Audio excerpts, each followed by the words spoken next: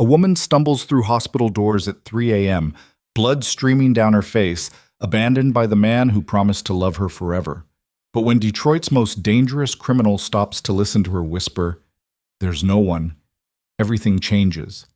He sees his mother's death reflected in her eyes and decides that this time someone will stay. This is a story about survival, vengeance, and the fragile line between saving someone and destroying yourself in the process.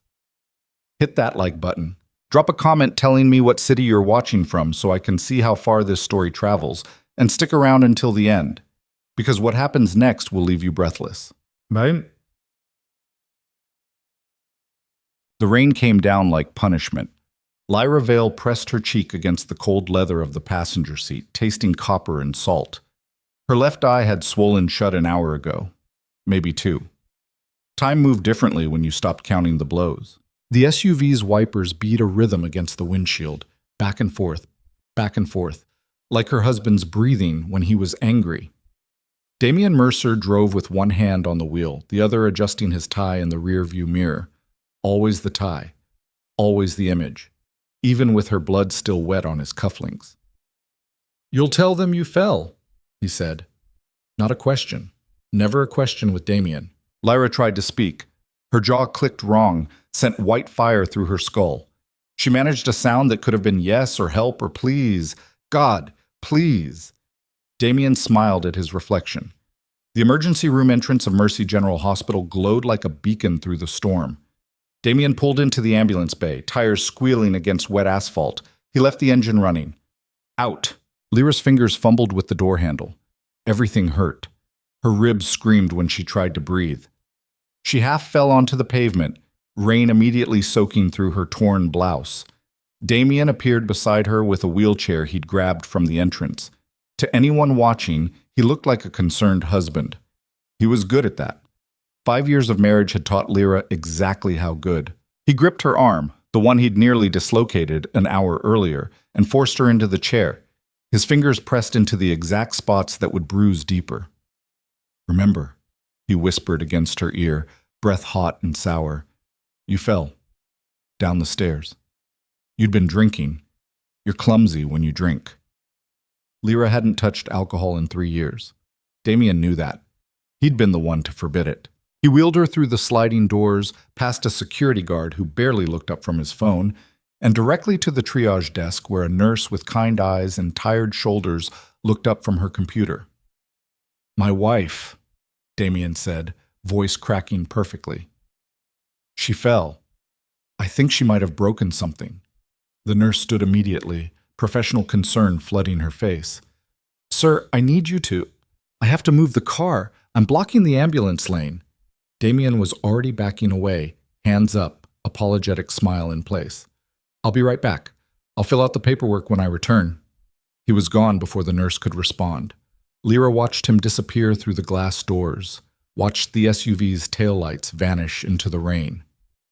He wasn't coming back. She knew that the same way she knew the sun would rise, the same way she knew that tomorrow, if she survived tonight, he'd show up at whatever shelter or friend's house she tried to hide in. He always did. Damian Mercer didn't lose things. He collected them, controlled them, and when they stopped being useful, he disposed of them. Tonight was disposal. The nurse was speaking. Lyra caught fragments. "Can you tell me your name?" And, "We need to assess," and, "Honey, can you hear me?" Lyra opened her mouth. Blood and spit came out instead of words. The nurse's expression hardened. She'd seen this before. Lyra could tell by the way her jaw set, the way her eyes went flat and professional instead of shocked. This woman had stood in front of too many wives who fell downstairs at 3 a.m. "Get me a gurney," the nurse called over her shoulder. "Possible internal bleeding. And call security. I want that husband's license plate before he leaves the lot." Too late, Lyra thought. Always too late. They transferred her onto a bed. Bright lights overhead made her skull throb worse. Someone cut away her blouse with scissors. Cold fingers pressed against her ribs. She screamed without meaning to. Multiple contusions, possible fractures. Medical words floated above her like birds she couldn't catch. They wheeled her down a hallway. Fluorescent lights strobed past. Left turn, right turn. through double doors that hissed open and closed behind them. Room 347. The number burned itself into Lyra's vision. She'd remember it later, though she didn't know why it mattered. The medical team worked efficiently. IV line in her arm, blood pressure cuff, heart monitor beeping steady despite everything screaming inside her chest. A doctor appeared. Older man with gray at his temples and glasses that caught the light. "Mrs. Mercer?" He held a clipboard, pen poised. "Can you tell me what happened?" The lie sat ready on her tongue. 5 years of practice had made it smooth. "I fell." The doctor's expression didn't change. "Down the stairs?" "Yes." "While drinking?" "Yes." "Mrs. Mercer." He set the clipboard down. "You have bruises in the shape of fingerprints around your throat. You have defensive wounds on your forearms. Your injuries are not consistent with a fall." Lyra closed her eyes. Tears leaked out anyway. "If you tell me the truth," the doctor continued quietly, "we can help you. There are resources, safe houses, legal protection."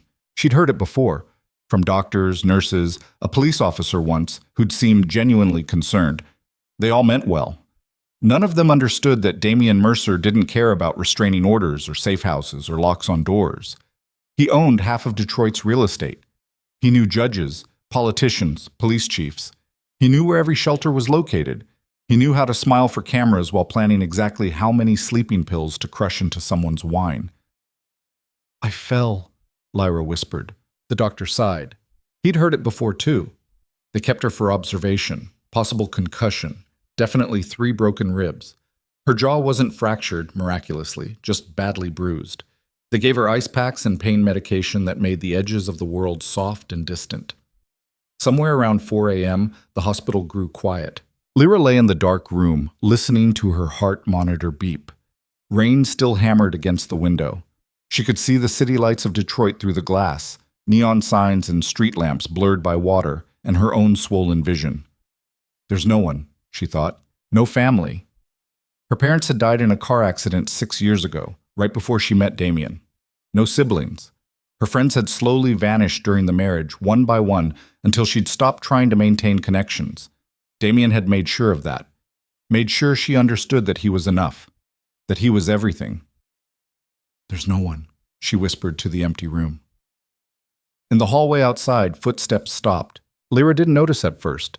The medication had pulled her towards sleep despite the pain, but some animal part of her brain recognized the silence. The way the footsteps had been approaching and then just stopped. Outside her door. Fear spiked through the pharmaceutical haze. Damian. He'd come back. He'd waited for the hospital to quiet, for witnesses to thin out, and now he'd finish what he started. She tried to sit up, ribs screaming, IV line pulling at her arm. The door opened. The man who entered wasn't Damian. He was taller, broader through the shoulders. He wore all black, expensive black, the kind that whispered money without shouting it. His face belonged on ancient coins, all sharp angles and brutal symmetry. Dark hair swept back from a forehead that looked like it had never creased with anything as soft as worry. And his eyes looked dead, not cruel, not angry, just empty.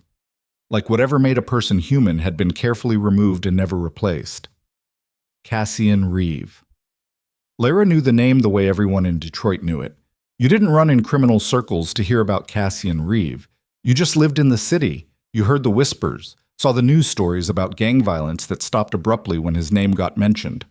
Watched as entire neighborhoods fell in line or fell silent. He stood in her doorway like a statue carved from shadow. Lyra's heart monitor started beeping faster. "Wrong room," she managed. Her voice came out broken. Cassian tilted his head, studying her the way someone might study an accident on the highway, distant, analytical. His gaze traveled over her face, the bruises, the swelling, down to her throat where Damian's fingerprints had left their signature. "What did you say?" His voice was quiet, careful. Lyra's mind spun. She hadn't said anything. Had she? The medication made everything fuzzy.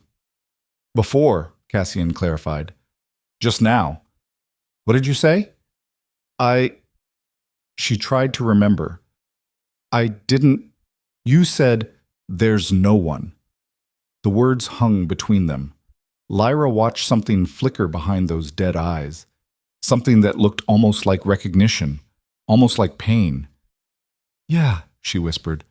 There's no one. Cassian stood completely still. For a moment, Lyra thought he might just turn and leave.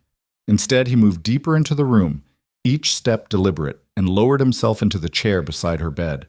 The movement was so unexpected that Lyra forgot to be afraid. What are you doing? She asked.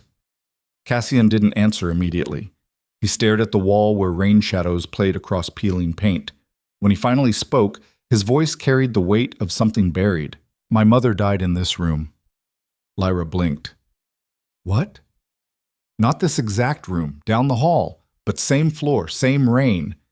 He gestured toward the window without looking at it. She said the same thing you just said, right before the end. Understanding crept through Lyra like cold water. I'm not dying. She didn't think she was either. They sat in silence. The heart monitor beeped. Rain fell.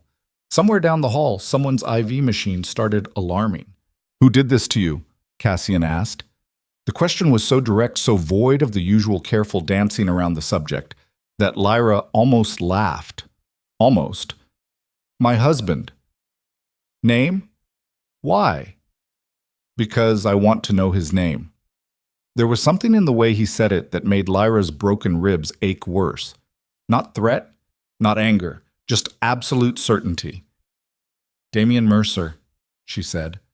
Cassian's expression didn't change, but his hands resting on his knees curled into fists. The real estate developer. Yes, the one they're giving the Urban Renewal Award to next month. Yes. Cassian nodded once, slowly.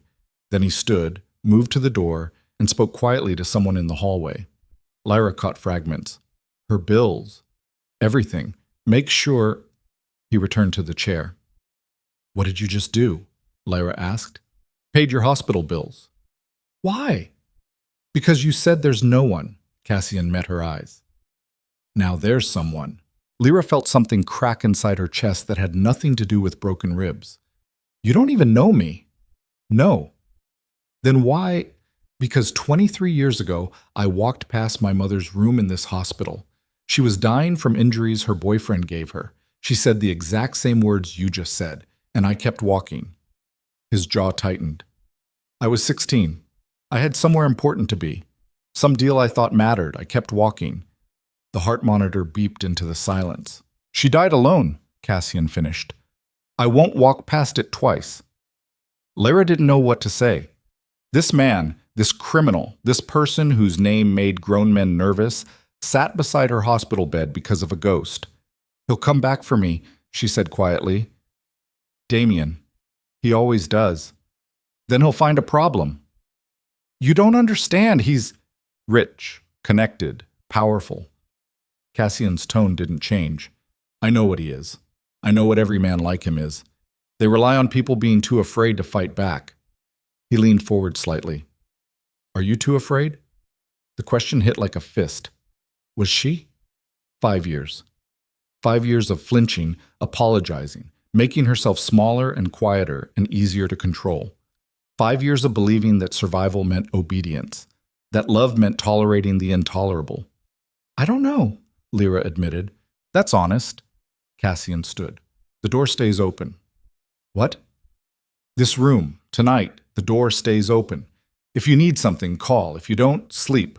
But the door doesn't close. He moved toward the exit. Wait. Lyra's voice cracked. Why are you doing this?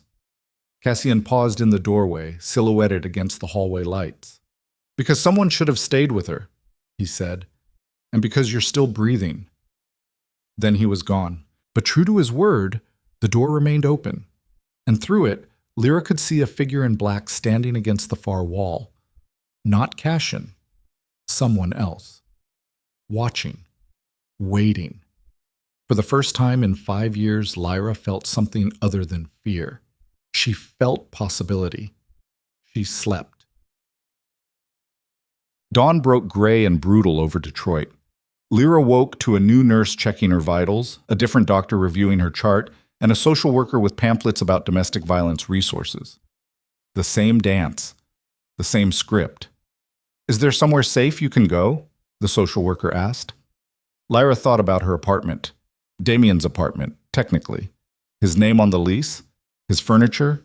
His rules? No, she said. The social worker's expression remained professionally sympathetic.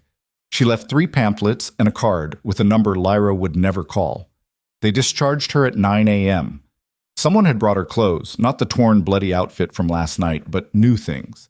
Soft gray sweatpants, a loose black t-shirt, sneakers that actually fit. A note on expensive cardstock sat folded on top. Wear these, car outside when you're ready. R.R. Reeve. Lyra's hands shook as she dressed. Everything hurt. The medications helped, but moving still felt like being broken all over again. She caught her reflection in the bathroom mirror and barely recognized herself. Purple and yellow bruises mapped her face like continents. Her throat looked like someone had tried to strangle her. Because someone had. The memory surfaced sharp and clear. Damien's hands closing around her neck, his face going red, then calm, then almost bored as she clawed at his wrists. The moment he'd released her, not out of mercy, but because he'd gotten a phone call. Business, always business. She'd collapsed, gasping. He'd answered the phone. That's when Lyra had realized he would kill her eventually. Maybe not tonight, maybe not this month. But eventually, when she stopped being useful or started being inconvenient, Damien would remove her the same way he removed bad tenants or failed investments. Efficiently. She left the hospital room, walked down the hallway where Cassian Reeve had stood last night, took the elevator to the ground floor. Outside, morning rain misted against her skin. The SUV from last night was gone, of course, but a black sedan idled at the curb, engine running, windows tinted dark. The back door opened. Cassian Reeve sat inside, reading something on his phone. He glanced up when she hesitated. "You can walk away," he said. "No obligation. I'll have someone drop you wherever you want to go." Lyra looked back at the hospital, then at the street, then at this impossible man offering impossible protection. "Where would I go?" she asked. "That's not an answer. It's the only one I have." Cassian studied her for a long moment. Then he nodded toward the empty seat beside him. Lyra got in. The driver pulled away from the curb without being told. They moved through Detroit's morning traffic, past coffee shops opening their doors, past people with normal problems and normal lives. Us. "Ground rules," Cassian said, still looking at his phone. "You stay where I put you. You don't contact anyone from your previous life. You don't post on social media. You don't answer calls from numbers you don't recognize. Okay? If you want to leave, you leave. I'm not holding you prisoner, but if you leave, I can't protect you." "Protect me from what?" Cassian finally looked at her directly. "From the man who will absolutely come looking for you, who will find you if you're not careful, who will kill you if he gets the chance." The words should have terrified her. Instead, they felt like the first honest thing anyone had said in years. "Where are we going?" Lyra asked. "Corktown." The neighborhood name meant nothing to Lyra. She'd lived in Detroit for 5 years and barely seen any of it. Damien preferred their penthouse in Midtown, preferred keeping her close, controlled. They drove for 20 minutes, the city changing around them. Glittering high-rises gave way to older buildings, brick and character. Some restored, others waiting. The car turned down a tree-lined street where Victorian row houses stood shoulder to shoulder. They stopped in front of a restored townhouse painted deep blue with white trim. Flower boxes sat empty in the windows. Iron railings led up to a black front door. "This is you," Cassian said. "This is what?" "Your place. For now." Lyra stared at the building. "I can't afford—" "You're not paying." Cassian opened his door. "Come on." She followed him up the steps, ribs protesting with every movement. Cassian unlocked the front door with a key he pulled from his pocket. Inside, the townhouse looked like something from a design magazine.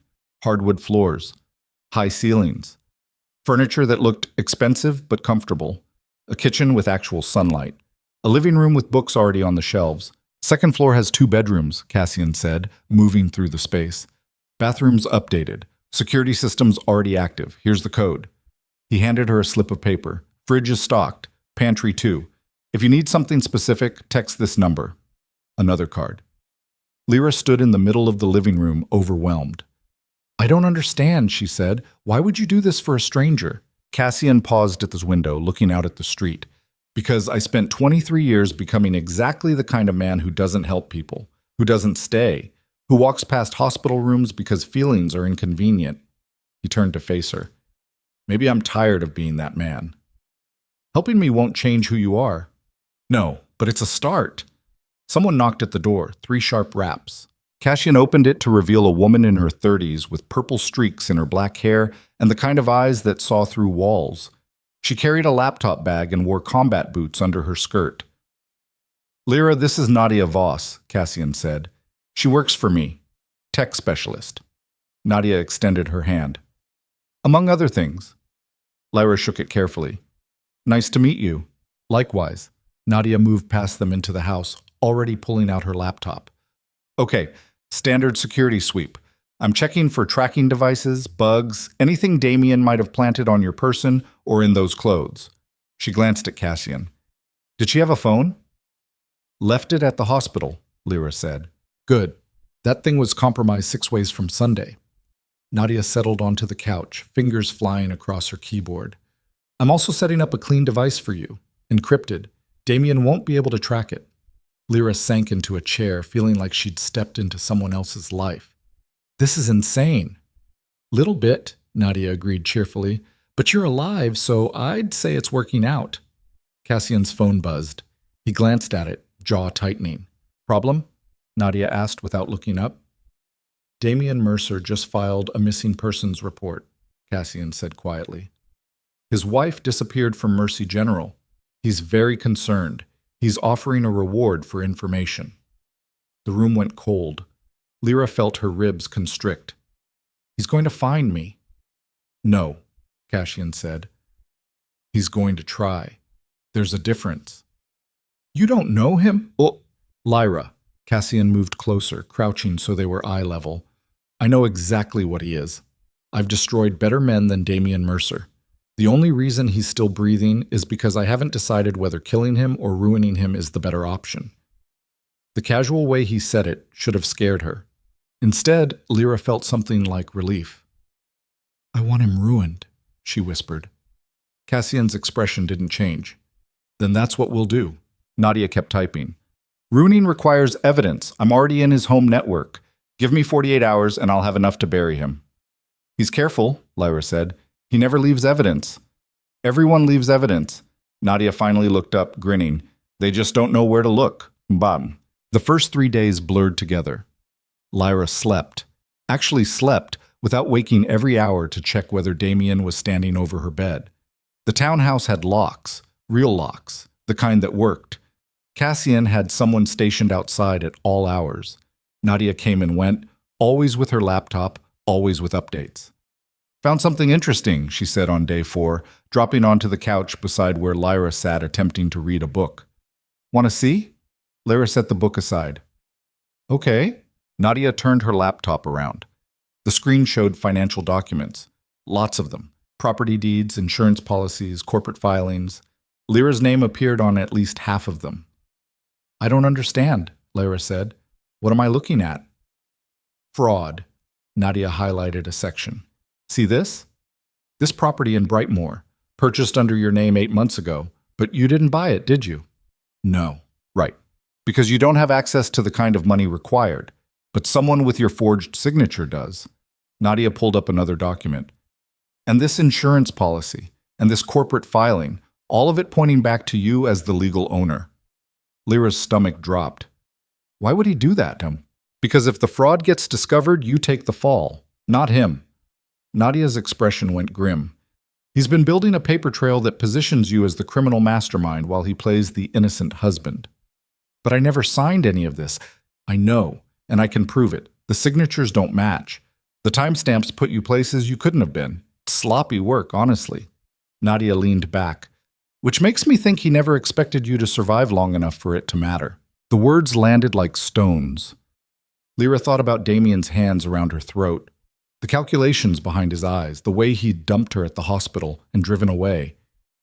He was going to kill me, she said quietly. Yeah. Nadia didn't soften it. Probably make it look like suicide. Grieving widow overcome with guilt over her crimes. Very tidy. Rage bloomed in Lyra's chest, hot and unfamiliar and absolutely consuming. "Show me everything," she said. Nadia smiled. "Now we're talking." They spent the next 6 hours going through documents. Every property, every forged signature, every piece of the trap Damien had built around her. But that wasn't the worst part. The worst part came when Nadia pulled up the fire reports. 3 apartment buildings, Nadia said, images filling the screen. All in low-income neighborhoods, all owned by shell corporations that trace back to your forged identity. All burned to the ground in the last 18 months. Lyra stared at the photos. Charred rubble, melted infrastructure, memorial flowers. "How many people died?" she whispered. "Officially? 7? Unofficially?" Nadia's voice went hard. "More. People who didn't show up in the records because they were undocumented or homeless or just trying to survive." "Oh, God." Insurance payouts totaled $14 million across all 3 properties, money that flowed through a dozen shell companies before landing in accounts connected to Damien's legitimate business. Lyra felt sick. "I didn't know." "Of course you didn't. That's the point." Nadia closed the laptop. "He used you, set you up, and when the time came, he'd throw you to the authorities while he walked away clean. We have to tell someone. We will, but we have to be smart about it." Nadia stood. "Damien Mercer has judges, cops, politicians in his pocket. We can't just hand this to the police. We need leverage. We need proof so airtight that his money can't make it disappear." The front door opened. Cassian entered, shaking rain from his coat. He took one look at Lyra's face and stopped. "What happened?" "She knows," Nadia said. "About the fires." Cassian's expression went dark. He crossed to where Lyra sat, lowering himself into the chair across from her. "How do you feel?" he asked. "Like I married a monster." "You did." No sugarcoating, never with Cassian. "Question is, what are you going to do about it?" Lyra looked at him, this criminal, this stranger who'd somehow become the only solid thing in her disintegrating world. "I'm going to destroy him," she said. Cassian nodded once. "Good. Big." Over the next 2 weeks, Lyra became someone new. Not better, not healed, but harder. She stopped flinching at sudden sounds, started asking questions instead of accepting answers, learned exactly how deep Damien's rot went. Nadia taught her the basics of digital investigation, how to read financial documents, how to spot forged signatures, how to trace money through corporate shells. Cassian taught her different lessons. "You move like a victim," he said one morning, watching her cross the living room. Lyra stopped. "What?" "Shoulders forward, eyes down, making yourself small." He stood from the couch. "Stop it." "I'm not." "You are. You've been doing it so long it's automatic." Cassian moved closer. "Stand up straight. Look at me." Lyra straightened her spine, ribs still aching but healing, met his eyes. "Better," he said. "Now walk across the room like you own it." "This is stupid." "Do it anyway." She did. Felt ridiculous. But something shifted in the way her weight distributed, the way her chin stayed level. "Again," Cassian said. They practiced for an hour. Something as simple as walking, as looking someone in the eye, as taking up space. "Why does this matter?" Lyra finally asked. "Because when you confront Damien, you can't look like the woman he beat," Cassian said. "You have to look like the woman who survived him. There's a difference." That night, Lyra stood in front of the bathroom mirror and barely recognized herself. The bruises had faded to yellow-green. Her jaw moved without clicking. The swelling around her eye had receded. But it was more than that. Something had changed in her expression. Something that looked almost like strength. Damien would hate it. The thought made her smile. Her phone buzzed, the clean one Nadia had given her. A text from a number she didn't recognize. "Saw the news. I hope you're safe. M." Lyra stared at the screen. M. Meredith? Her old coworker from the elementary school where she used to teach before Damien decided she should stay home. She started to respond, then remembered Cassian's rule. No contact with her old life. But God, she missed it. Missed teaching. Missed the kids' laughter. Missed being someone who mattered for reasons that had nothing to do with whose wife she was. Another text came through. "Don't respond if you can't. Just know people care about you. Tears burned Lyra's eyes. She deleted both messages without answering. Downstairs, she found Cassian working at the dining table, papers spread across the surface, financial records, property deeds, fire investigation reports. He looked up when she entered. "Can't sleep?" he asked. "No." Lyra moved closer, studying the documents. "What are you looking for?" "Witnesses. Someone who saw something that connects Damien directly to the fires." "You won't find any. He's too careful. Everyone makes mistakes." Cassian tapped one report. "This fire in Brightmoor started at 2:14 a.m., but the building's security cameras caught someone entering at 1:45. The footage was corrupted before investigators could review it. Convenient. Too convenient." Cassian pulled up something on his laptop. "But corruption isn't deletion. Nadia's working on recovering the files." Lyra sank into a chair beside him, drawn despite herself. "How do you know all this? How to investigate, I mean." "I've spent 15 years running an organization that requires understanding exactly how police work, how prosecutors think, how to stay 3 steps ahead of people trying to catch you." He glanced at her. "Same skills, different application." "Doesn't it bother you?" Lyra asked quietly. "What you've done, the people you've hurt." Cassian was quiet for a long moment. "Yes," he finally said, "every day. But regret doesn't undo it, so I keep moving forward." "Is that why you're helping me? Some kind of penance?" "Maybe.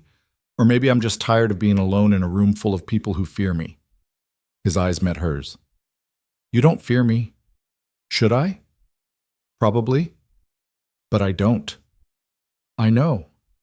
Something that might have been a smile flickered across Cassian's face. Terrible survival instinct. They worked together until 3 a.m., piecing together evidence. At some point, Cassian ordered food. Chinese takeout that arrived still hot.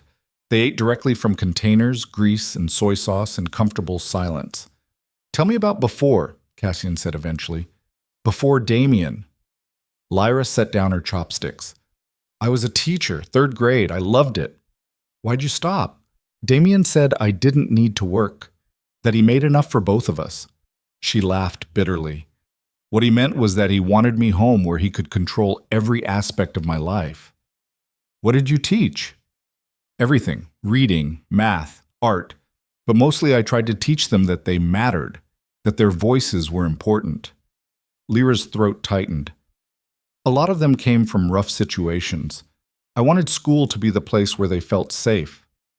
"You were good at it." "How would you know?" "Because you're describing the teacher I needed when I was 8. Cassian closed his laptop. "The one I never got." They sat in the warm glow of the dining room light, rain drumming against the windows. "I want to go back," Lyra said. "After this is over, I want to teach again." "Then you will." "You say that like it's simple." "It is simple. Not easy, but simple." Cassian stood, gathering papers. "You decide what you want. Then you take it."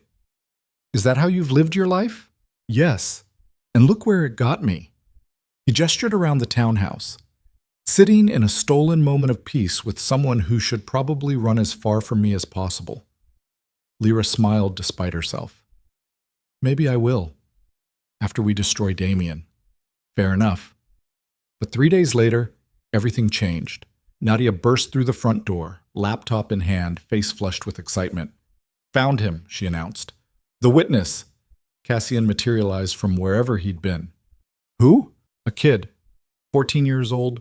Name's Eli Mercer. Wait for it. Damien's nephew." Lyra's heart stopped. "What?" Nadia pulled up a file.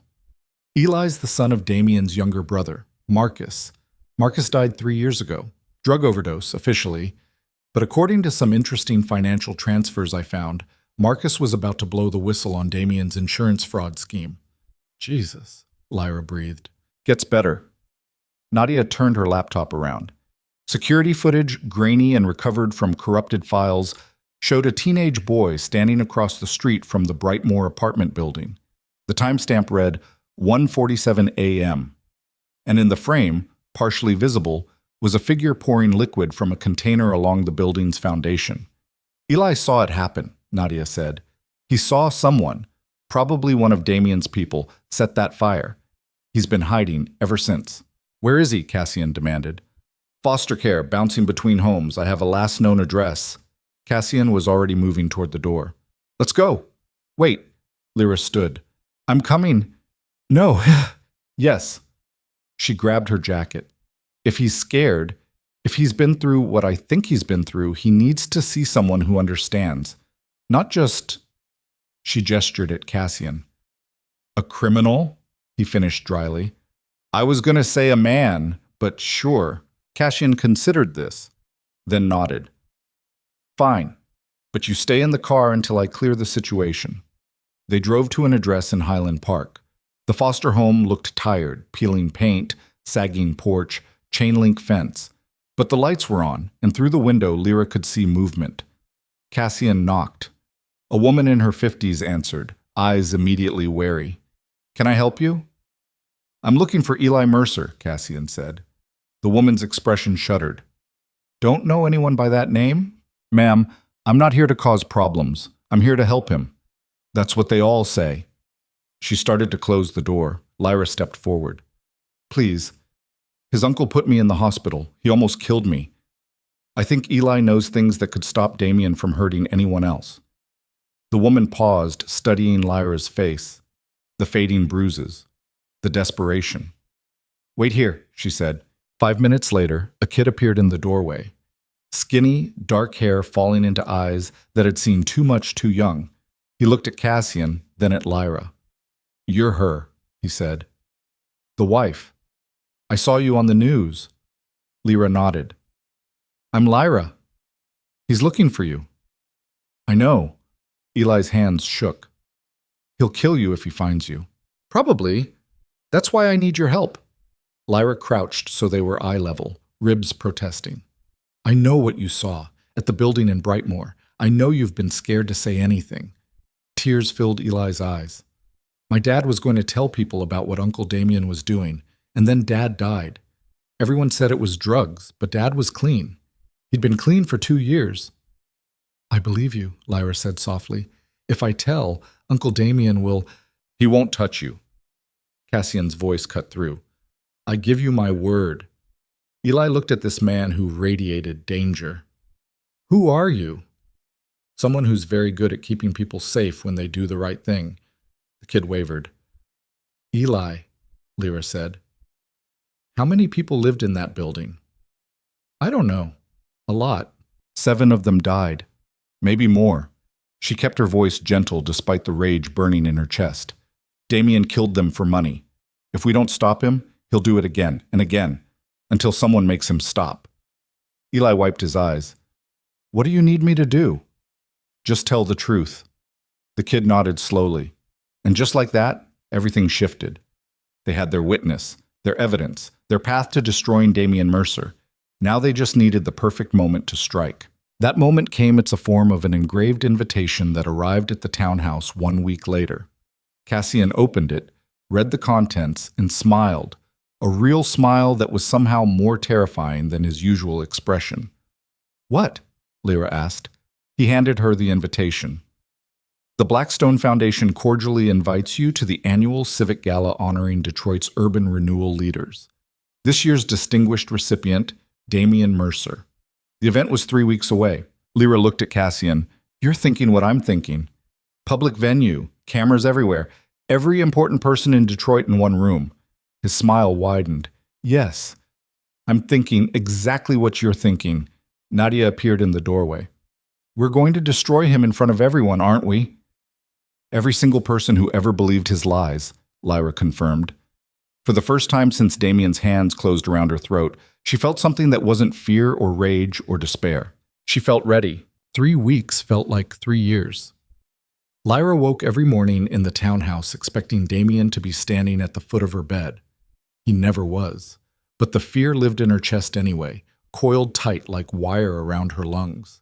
She stood at the kitchen counter on a Tuesday morning, staring at coffee she'd poured but couldn't drink. Her hands shook. They'd been shaking for 2 days straight.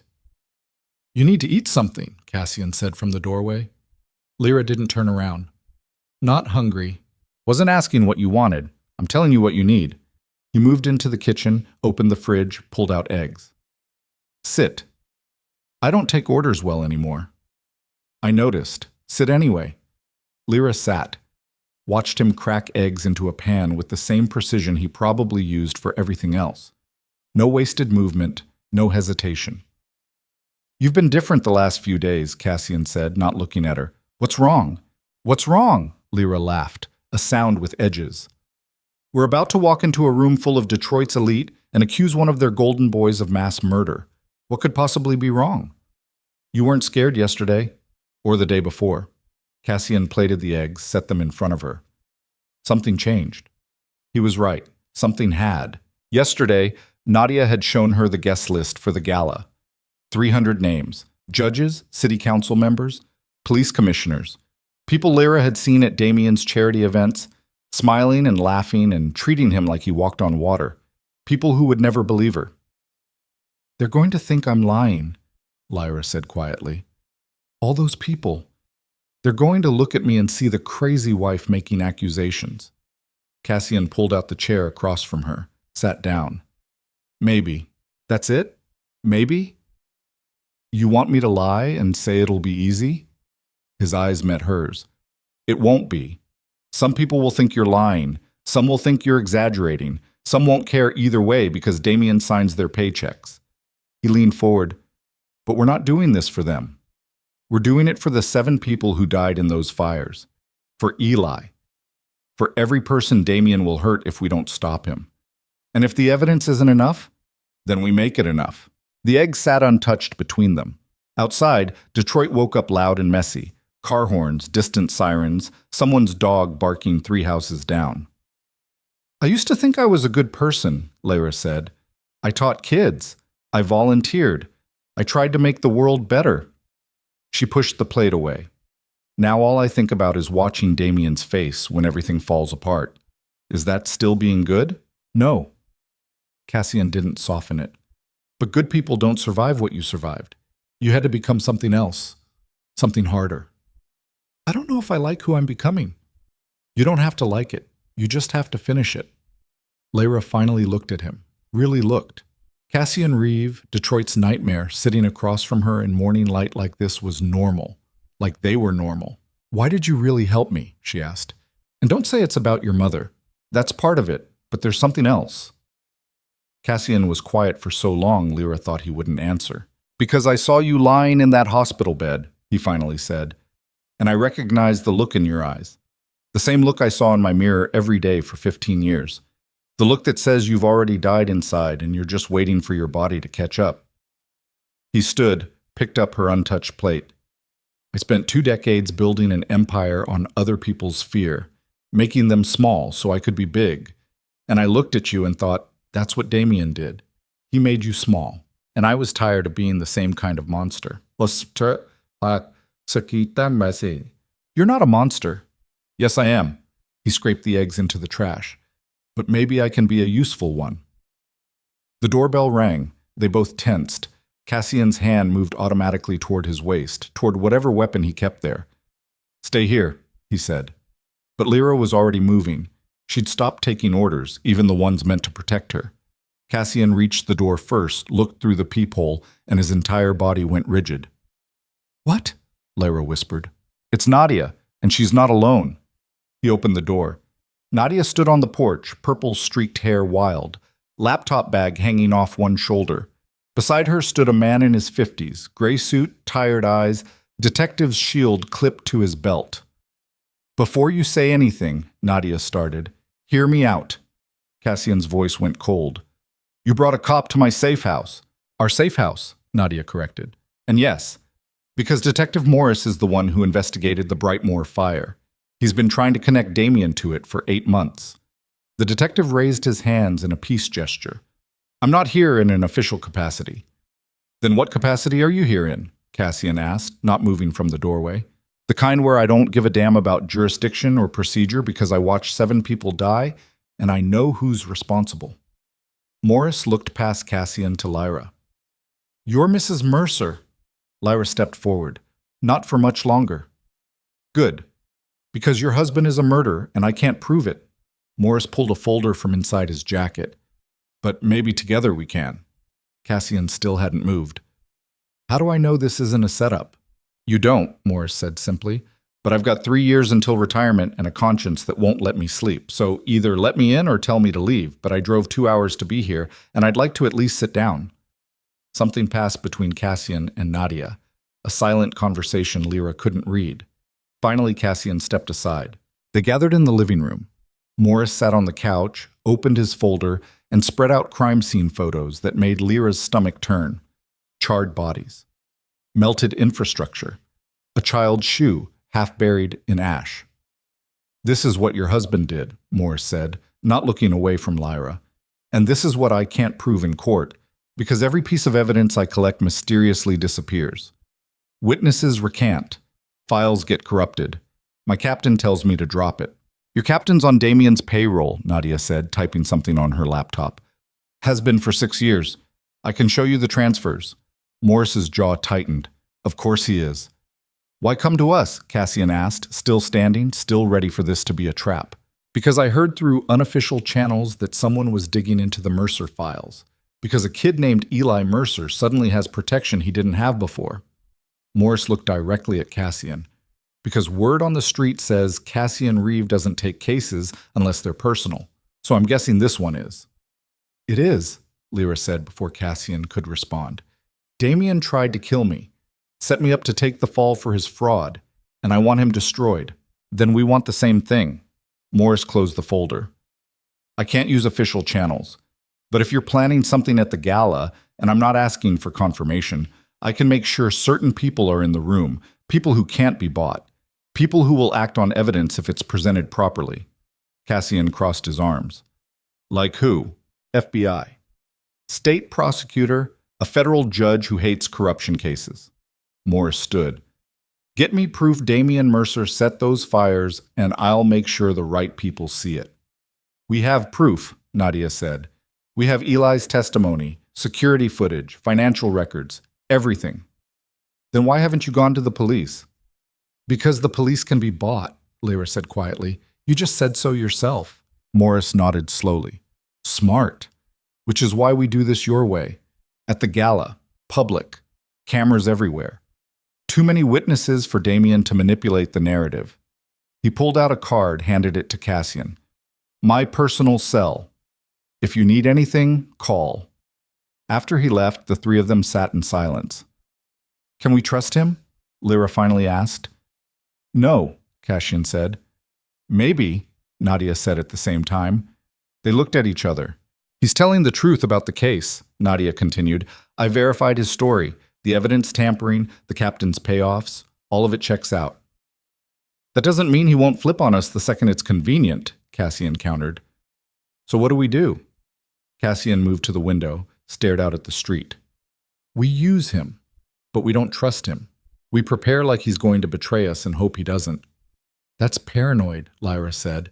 That's survival. The next week blurred into preparation. Nadia worked 18-hour days building the presentation. Every piece of evidence compiled into a seamless narrative. Financial fraud, arson, murder, all of it pointing directly at Damien with nowhere to hide. Cassian met with people Lyra didn't ask about. Came back late, smelling like cigarette smoke and rain. She'd hear him moving through the house at 2, 3 in the morning, checking locks, testing the security system. You don't sleep, Lyra said one night, finding him in the kitchen at 4 a.m. Neither do you. I have nightmares. So do I. Cassian poured coffee, his 4th cup of the night probably. Difference is, mine are memories. Lyra sat across from him at the table where they'd spent so many nights working. Tell me one. Why? Because I need to know I'm not the only person in this house haunted by things they can't change. Cassian was quiet for a long time, then, I was 19, running collections for a man named Victor Kane. He was everything I wanted to be, powerful, feared, untouchable. He stared into his coffee. One night he sent me to collect from a family who owed money. Father was a gambling addict. Mother worked 3 jobs trying to cover his debts. 3 kids. Lyra's chest tightened. Victor told me to make an example, so I did. Cassian's voice went flat. Broke the father's hands, made the family watch. The youngest kid couldn't have been more than 6, just stared at me the whole time. Didn't cry, didn't scream, just stared. Oh God. I still see those eyes every time I close mine. He finally looked at her. That's who I am, Lyra. That's the man helping you. Don't forget it. The man who did that wouldn't be here right now. You don't know that. Yes, I do.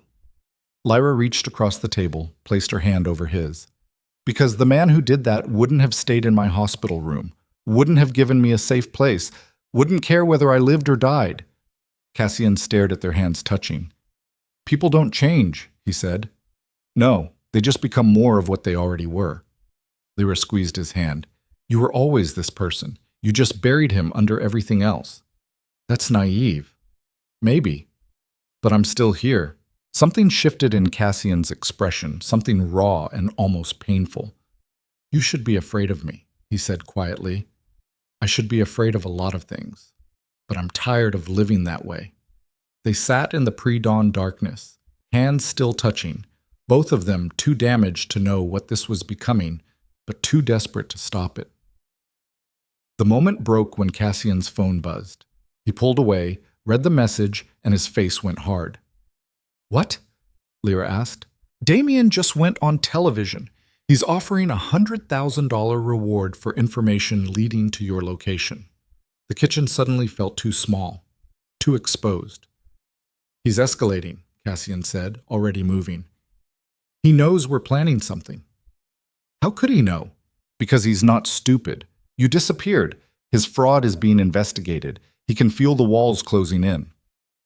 Cassian started making calls, rapid-fire instructions Lyra couldn't follow. We need to move up the timeline.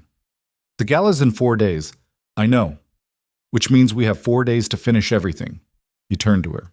Can you do this? Can you stand in front of 300 people and accuse your husband of murder? Lyra thought about the hospital, about waking up alone and terrified, about learning that Damien had planned her death like a business transaction. Yes, she said. I can do this. Then we move. The next 4 days were chaos. Nadia finalized the presentation. Cassian coordinated with Detective Morris, reluctantly, but he did it.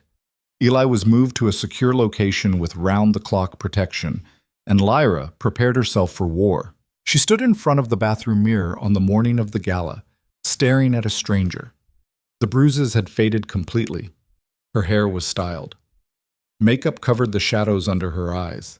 She looked like the woman Damien had married, except her eyes. Her eyes looked like something that had crawled out of fire. You ready? Nadia asked from the doorway. Lyra turned. Nadia held a garment bag. What's this? Your armor. Nadia unzipped the bag. Inside was a dress, black velvet, floor-length, structured like it had been designed for battle instead of a party. High neck, long sleeves, every inch of it screaming power instead of apology.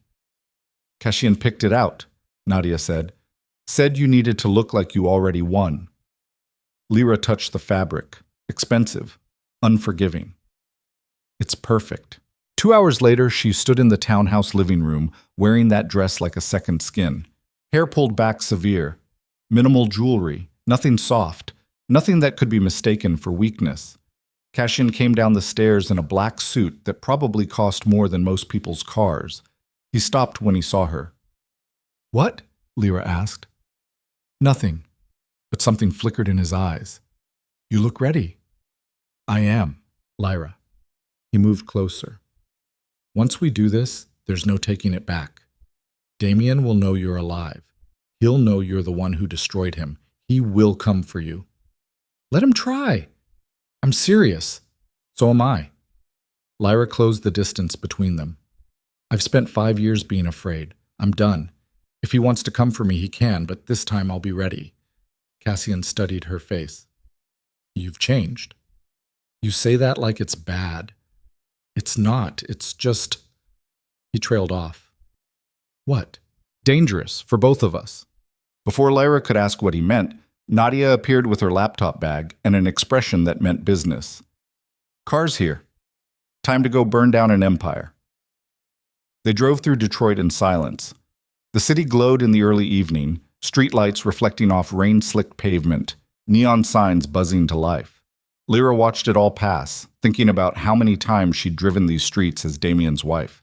How small she'd made herself. How quiet. Never again. The Blackstone Museum rose against the skyline like a monument to money and power. Luxury cars lined the circular drive. People in evening wear climbed the marble steps, glittering and laughing and completely unaware of what was coming. "Security will be tight," Cassian said as they approached. "Damien will have his own people here. Stay close to me." "I can take care of myself." "I know. Stay close anyway." They pulled up to the entrance. A valet opened the door. Cassian stepped out first, then extended his hand to Lyra. She took it, and together they walked into the lion's den. The museum's main hall had been transformed into something out of a dream, or a nightmare, depending on perspective. Crystal chandeliers hung from vaulted ceilings. Champagne towers sparkled on tables draped in white silk. A string quartet played something classical and empty in the corner. And everywhere, people. Politicians Lyra recognized from television. Business leaders. Society wives in dresses that cost what some families made in a year. All of them smiling, networking, playing the game. "Breathe," Cassian murmured beside her. Lyra realized she'd stopped, realized every eye in the room had turned toward her, because they knew who she was. The whispers started immediately, a ripple effect spreading through the crowd. Phones appeared. Photos were taken. A reporter near the entrance actually gasped, and then the crowd parted. Damien Mercer stood at the center of the hall, champagne flute frozen halfway to his lips, staring at his dead wife walking toward him in a dress like armor. Every muscle in Lyra's body wanted to run. Every instinct screamed danger. She kept walking. Damien's face cycled through emotions. Shock, confusion, anger, and finally that smooth, practiced smile he wore like a mask. "Lyra." His voice carried across the sudden silence. "Thank God. You're safe." She stopped 10 feet away from him, close enough to see the calculation behind his eyes, far enough that he couldn't reach her without everyone seeing. "Hello, Damien. Where have you been? I've been so worried. You left me to die."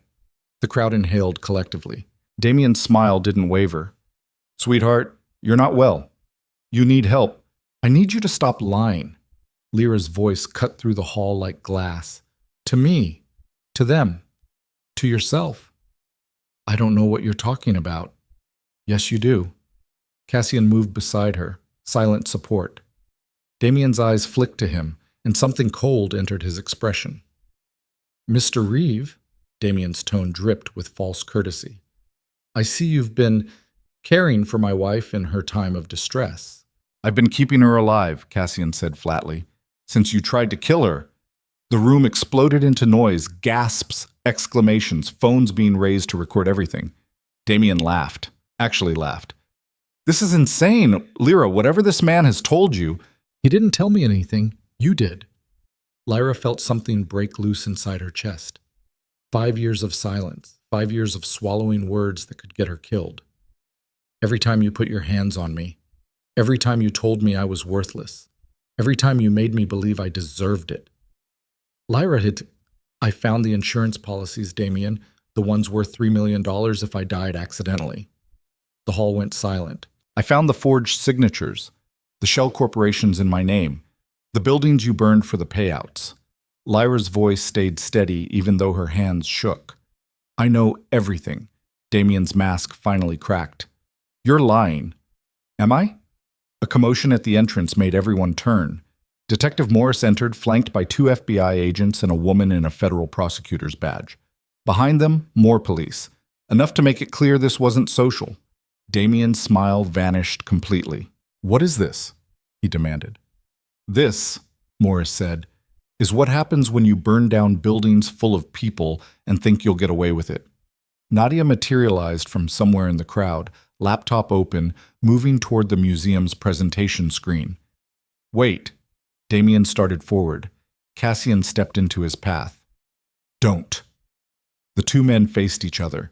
Damien in his custom suit, all smooth edges and practiced charm. Cassian in his black armor, radiating threat like heat. "You have no idea what you're doing," Damien said quietly. "Who you're protecting. She's not who you think she is. Neither are you." The screen behind the stage flickered to life. and suddenly the entire hall filled with evidence. Financial documents showing the shell corporations, property deeds with Lyra's forged signature, insurance policies, bank transfers, then the fire reports. Photos of the Brightmoor building before, full of life, families, people just trying to survive. Photos after, nothing but ash and grief. The death certificates, 7 names, 7 lives, gone. A woman near the front started crying. "This is fabricated," Damien said, voice rising. "Someone is trying to frame me." The screen changed again. Security footage. Grainy but clear enough. A figure in dark clothes pouring accelerant along a building's foundation. The timestamp, 1:47 a.m. Then another angle, showing the figure's face for just a second. Not Damien, but someone who worked for him. A man Lyra recognized from parties, always hovering in the background, always watching. "That's not proof of anything," Damien shouted. "That could be anyone." "It's Marcus Mercer," Nadia called out, pulling up a driver's license photo that matched. "Your employee. The one who died in a convenient car accident 3 weeks after the Brightmoor fire." The room turned feral. Reporters surged forward. Cameras flashed. People who'd been smiling at Damien 5 minutes ago suddenly couldn't get far enough away. "This is insane," Damien said, but his voice had lost its polish. "You can't possibly believe—" "We have a witness," Morris said. The doors opened again. Eli Mercer walked in, flanked by 2 officers and a victim advocate. 14 years old and terrified, but standing straight anyway. Damien's face went white. "That's the kid," someone in the crowd whispered. "That's Marcus's son." Eli walked to the front of the hall, not looking at his uncle. When he spoke, his voice shook but held. "I saw him," Eli said, pointing at the man in the security footage. "I saw Marcus pour the gasoline. I saw him light the match." He finally looked at Damien. "And I heard him on the phone with you while he did it. Heard him say, 'It's done, boss, just like you wanted.'" Silence crushed the room. Damien opened his mouth, closed it, opened it again. "He's lying," Damien finally said. "He's a troubled kid who—" "I'm not lying," Eli said. Tears streamed down his face, but his voice stayed steady.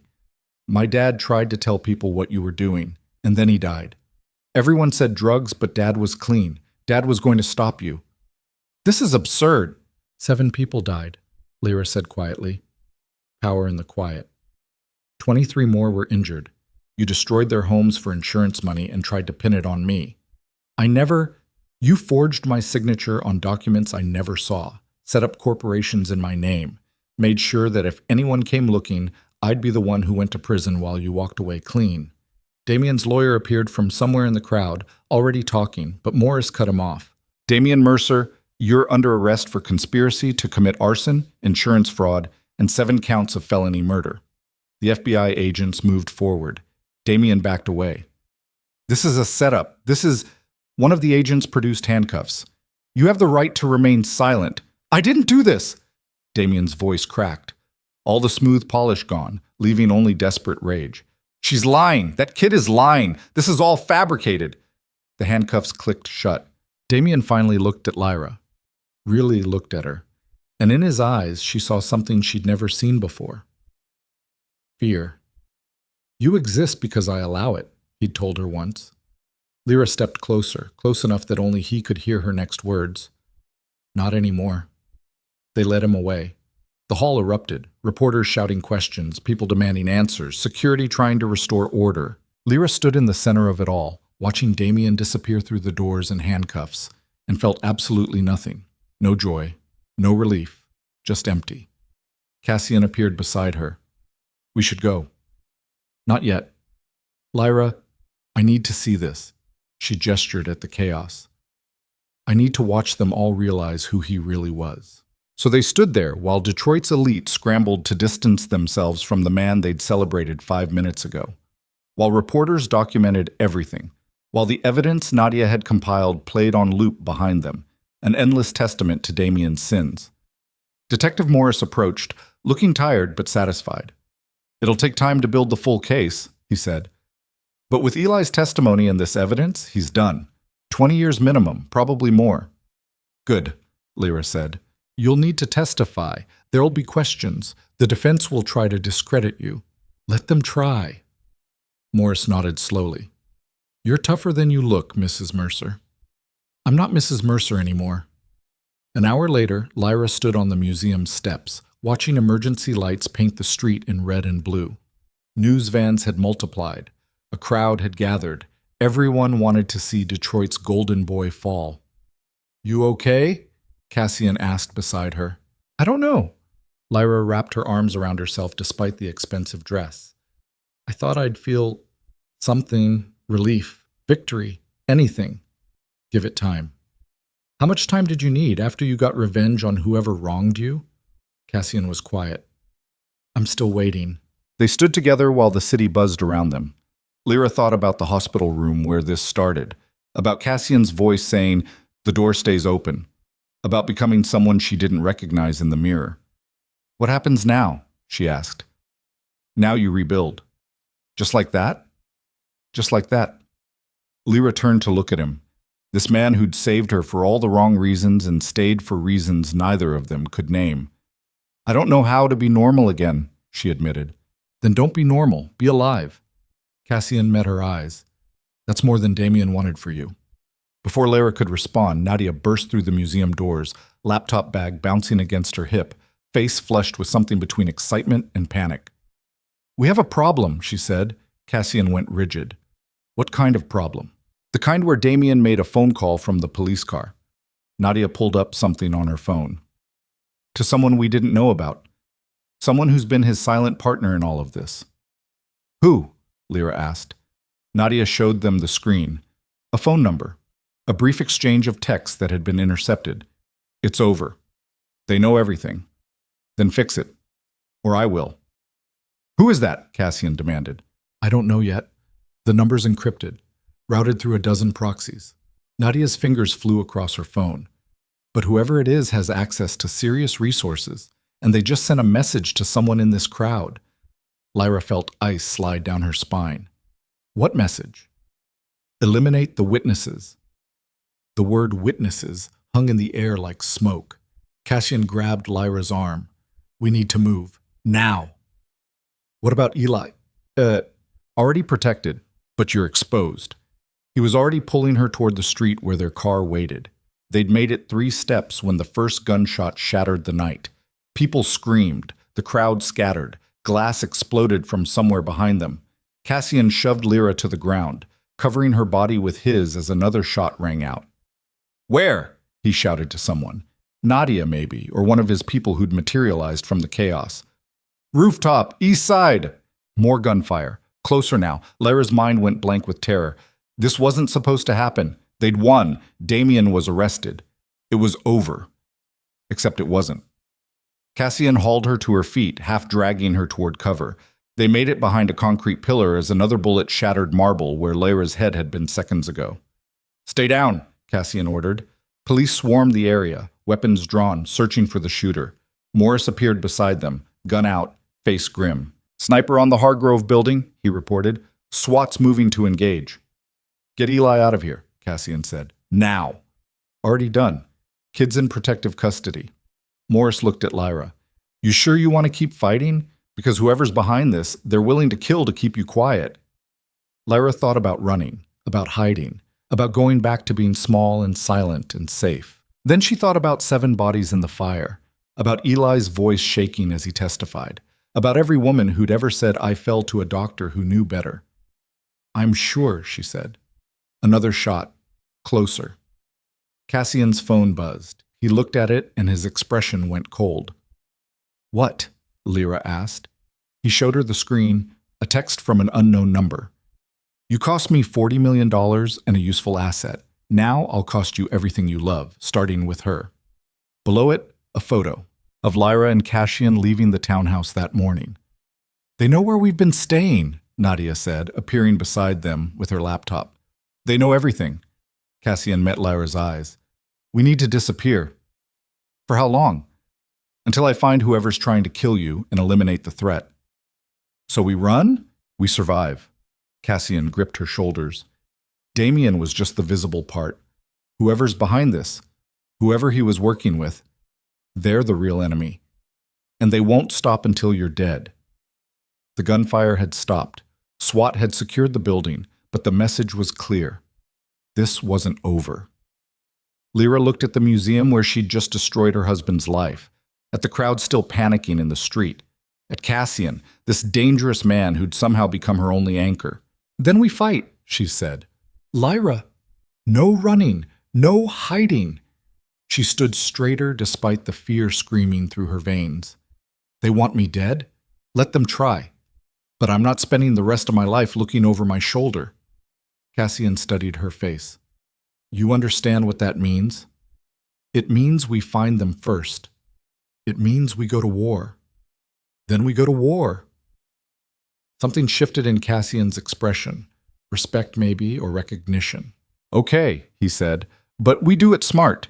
We disappear, regroup, and we hunt them the same way they're hunting us." Morris holstered his weapon. "I can help. Unofficial capacity." "Why?" Cassian asked. "This goes way beyond the arson case now." "Because 7 people burned to death and whoever ordered it is still out there." Morris's jaw tightened. "And because I didn't become a cop to let murderers walk free just because they're rich enough to hire assassins." Nadia closed her laptop. "I'm in. Obviously." They all looked at Lyra. 24 hours ago, she'd been a woman preparing to expose her abusive husband. Now she was standing in the wreckage of that victory, realizing it had only opened a door to something worse. But she wasn't the same woman who'd woken up in that hospital bed 5 weeks ago. That woman would have run. This one stood her ground. "Then let's find them," Lyra said, "and burn their whole world down." They disappeared into Detroit's underbelly, like ghosts. Not the townhouse in Corktown, not any property connected to Cassian's network. Instead, a warehouse in an industrial zone where the only witnesses were rats and rust, where the air tasted like oil and old metal. Lyra sat on a folding chair in the center of the empty space, watching Nadia set up equipment while Cassian paced the perimeter like a caged animal. It was 3 in the morning. Her ears still rang from the gunfire. Her hands still shook. "We need to identify the partner," Cassian said for the 5th time. "Someone with that kind of reach, that kind of money." "I'm working on it," Nadia snapped, not looking up from her laptop. "But whoever they are, they're good, really good. The encryption on that phone number is military grade. So break it." "I am breaking it. It just takes time." "We don't have time." Cassian stopped pacing, faced them both. "They sent a sniper to a public event. They're not subtle. They're not patient, which means they'll come at us hard and fast." Lyra watched him move, all controlled violence, barely leashed. She'd seen him calm, seen him methodical. This version was different. This version scared her. "What are you thinking?" she asked. Cassian's eyes met hers. "I'm thinking we made a mistake." "What kind of mistake?" "The public kind. We exposed Damien in front of everyone, made noise, drew attention." He ran a hand through his hair. "I should have done this quietly, disappeared him, made it look like an accident." "We needed witnesses," Lyra said. "We needed the law. The law doesn't protect people like us. It protects people like them." Cassian gestured vaguely at the city beyond the warehouse walls. "Whoever Damien was working with, they have reach we didn't account for. Resources we didn't anticipate." Detective Morris chose that moment to arrive, stepping through the warehouse door with 2 large coffee containers and a grim expression. "Good news and bad news," he said, distributing coffee. "Good news. Damien's being held without bail. Federal charges, high flight risk. He's not going anywhere." "And the bad?" Nadia asked. "His lawyer showed up an hour after the arrest. Not the firm he normally uses. Someone from New York, big gun. The kind of lawyer who doesn't take cases unless someone's paying 7 figures minimum." Cassian went very still. "Who?" "Alexander Chen. He's represented everyone from mob bosses to corrupt senators. If Chen's involved, it means someone with serious money wants Damien protected." "Protected from what?" Lyra asked. "We already exposed him." "Protected from talking," Morris said quietly. "Chen's first move was to arrange an isolated cell. No other inmates. Limited guard contact. And he filed an emergency motion to restrict Damien's communication." The warehouse fell silent. "He's trying to keep Damien from giving up the partner," Nadia said. "Which means the partner's worried," Cassian added. "Good. Worried people make mistakes." Morris set down his coffee. "There's something else. The sniper got away. SWAT cleared the building but found nothing except shell casings and a clean exit route. Professional work. How professional? Cassian asked. Cassian, former military, maybe special forces. Someone who knows how to disappear. Morris pulled out a tablet, showed them crime scene photos. But they left something behind. The image showed a shell casing, standard enough, but marked with something, a small symbol etched into the brass. Cassian leaned closer, and his entire body went rigid. What? Lyra asked. What is it? That's a Volkov mark. Who's Volkov? Cassian's jaw tightened. Alexei Volkov. He runs a private military contractor out of Eastern Europe, specializes in wet work, extractions, anything involving violence for hire. You know him? Morris asked. I've done business with him, years ago. Cassian straightened. If Volkov's involved, we're not dealing with some local partnership. We're dealing with international money, serious money. Nadia's laptop chimed. She looked at the screen and her face drained of color. I found them, she whispered. Everyone crowded around her. The screen showed financial records, massive transfers, shell corporations layered so deep they barely looked real. But Nadia had unraveled it all, following the money from Damien's accounts backward through a maze of offshore holdings until it landed in a single name. Lyra read it twice before her brain accepted what her eyes were seeing. No, she breathed. The name on the screen, Dr. Eleanor Hartwell. Who is that? Morris asked. But Lyra already knew. The room spun. Her coffee cup slipped from numb fingers splashing across concrete. Lyra? Cassian gripped her shoulders. Who is she? My therapist, Lyra managed. Before I married Damien, she was the one who introduced us. The silence that followed was suffocating. Nadia pulled up more information. A professional photo appeared. A woman in her 50s, elegant, cultured, smiling with the kind of warmth that made people trust her. Dr. Eleanor Hartwell, licensed psychologist. Private practice in downtown Detroit, specializing in trauma recovery and relationship counseling. I saw her for 2 years, Lyra said, voice hollow. After my parents died, I was a mess. She helped me put myself back together. And then, Cassian asked carefully, then she suggested I attend a charity gala. Said it would be good for me to get out, meet people. That's where I met Damien. Lyra's hands clenched into fists. She made it seem natural, coincidental, but she'd set it up. She'd arranged everything. Nadia kept typing, pulling up more records. Hartwell has been connected to Damien for 15 years. She's the silent investor in every major property deal he's done. When he needed capital, she provided it. When he needed a scapegoat, see. She found him someone vulnerable, Lyra finished. Someone grieving, someone alone, someone she'd spent 2 years learning how to manipulate. The betrayal hit like a physical blow. Doctor. Hartwell had been the one person Lyra trusted when she had nothing. Had sat through countless sessions listening to her cry about her parents. Had helped her navigate grief. Had seemed to genuinely care. All of it a lie. All of it a setup. She groomed you, Morris said quietly. Found someone isolated, built trust, then delivered you to Damien like a gift-wrapped package. Lyra tasted bile. How many others? What? Cassian asked. How many other women did she do this to? Nadia's fingers flew across the keyboard. Looking for patterns. Marriages connected to Hartwell's client list. Oh, God. The screen filled with names. 12 women. All of them former patients of Dr. Hartwell's. All of them married to wealthy men within 2 years of starting therapy. All of them in marriages that ended badly. Divorces, disappearances, one suspicious suicide. She's been running this for over a decade, Nadia said. Find vulnerable women, position them into marriages with men who need convenient scapegoats, then use them for fraud schemes. When they stop being useful, they disappear, Lyra finished. Her voice sounded strange in her own ears. Distant. I was never special. I was just the next one. Cassian moved in front of her, blocking her view of the screen. Look at me. Lyra couldn't. Lyra, look at me. She did. His eyes were dark, intense, completely focused. You survived, he said. That makes you different from every other name on that list. You survived and now we're going to destroy her. How? She's had years to build this network, resources we can't match. She made one mistake, Cassian interrupted. She thought you'd die. She counted on it. But you're alive, and that means she's vulnerable. Morris cleared his throat. There's a problem. Hartwell is connected. I'm talking judges, politicians, police chiefs. Half the city's elite go to her for therapy. She knows secrets that could ruin careers.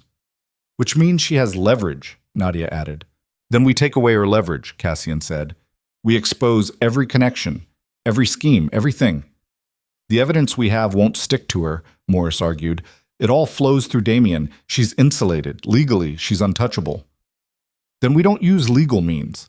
Everyone looked at Cassian. You can't be serious, Morris said. I'm completely serious. Hartwell sent a professional killer after us. She's orchestrated fraud and murder for over a decade. You think she's going to stop because we ask nicely? I'm still a cop. Then stop being one. Or leave. Cassian's tone went cold. Because where we're going, badges don't matter. Morris stood there, jaw working, clearly wrestling with something. Finally, he took off his badge, set it on the table beside Nadia's laptop. 24 hours, he said. I'll give you 24 hours to do what needs doing. Then I put the badge back on, and we do this the legal way. Cassian nodded once. That's all we need. What's the plan? Nadia asked. We turn Hartwell's weapon against her. We get Damien to talk.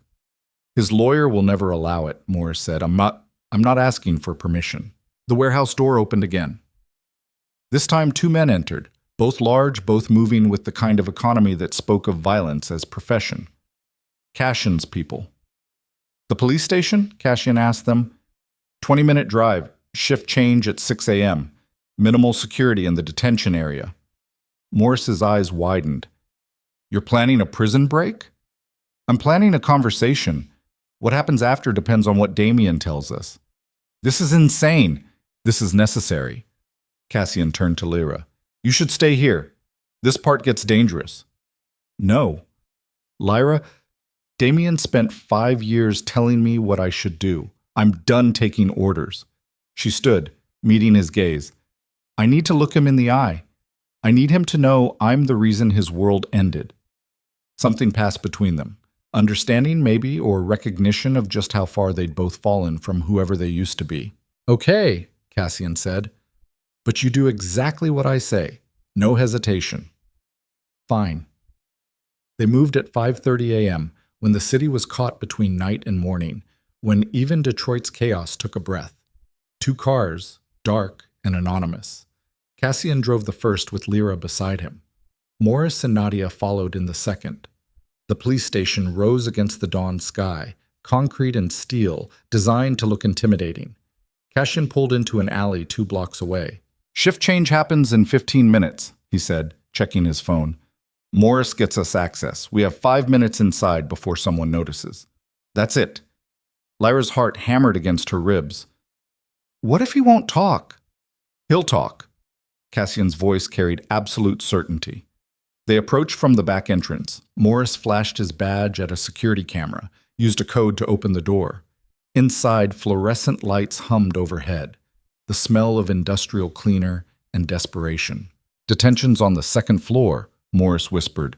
Cell 247. They moved through corridors painted institutional beige, past empty interview rooms, climbed stairs. Every second felt like an hour. The detention area was quiet. Morning shift hadn't arrived yet. Night shift was tired, ready to leave. Morris led them past the guard station with a casual wave, just detectives following up on something routine. Cell 247. Damien Mercer sat on a concrete bench, still wearing his expensive suit from the gala, but now rumpled, defeated. He looked up when the door opened. Saw Lyra. The color drained from his face. Hello, Damien, she said. He stood, backed against the wall. How did you... Sit down, Cassian ordered. I want my lawyer. Cassian moved faster than Lyra could track. Had Damien against the wall, forearm across his throat, before the man could finish the sentence. Your lawyer works for the same person who tried to have your wife killed last night, Cassian said conversationally. So unless you want to end up like Marcus, I suggest you start talking. Damien's eyes bulged. I can't. She'll what? Kill you? Cassian pressed harder. She's going to kill you anyway. The moment you stop being useful, the moment she thinks you might talk. He released the pressure slightly.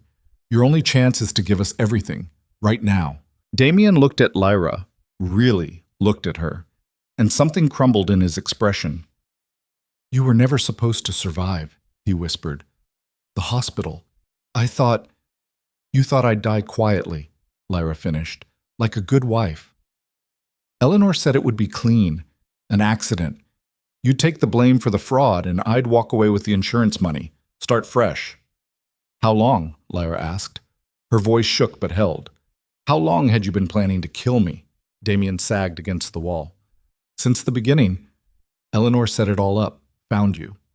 Told me you were perfect, isolated, grieving, easy to control. He laughed bitterly. I didn't even want to get married. But Eleanor said the fraud needed someone with a clean background, someone trustworthy. So you married me to use me. I married you to destroy you. There's a difference. Damien met her eyes. For what it's worth, I didn't enjoy it.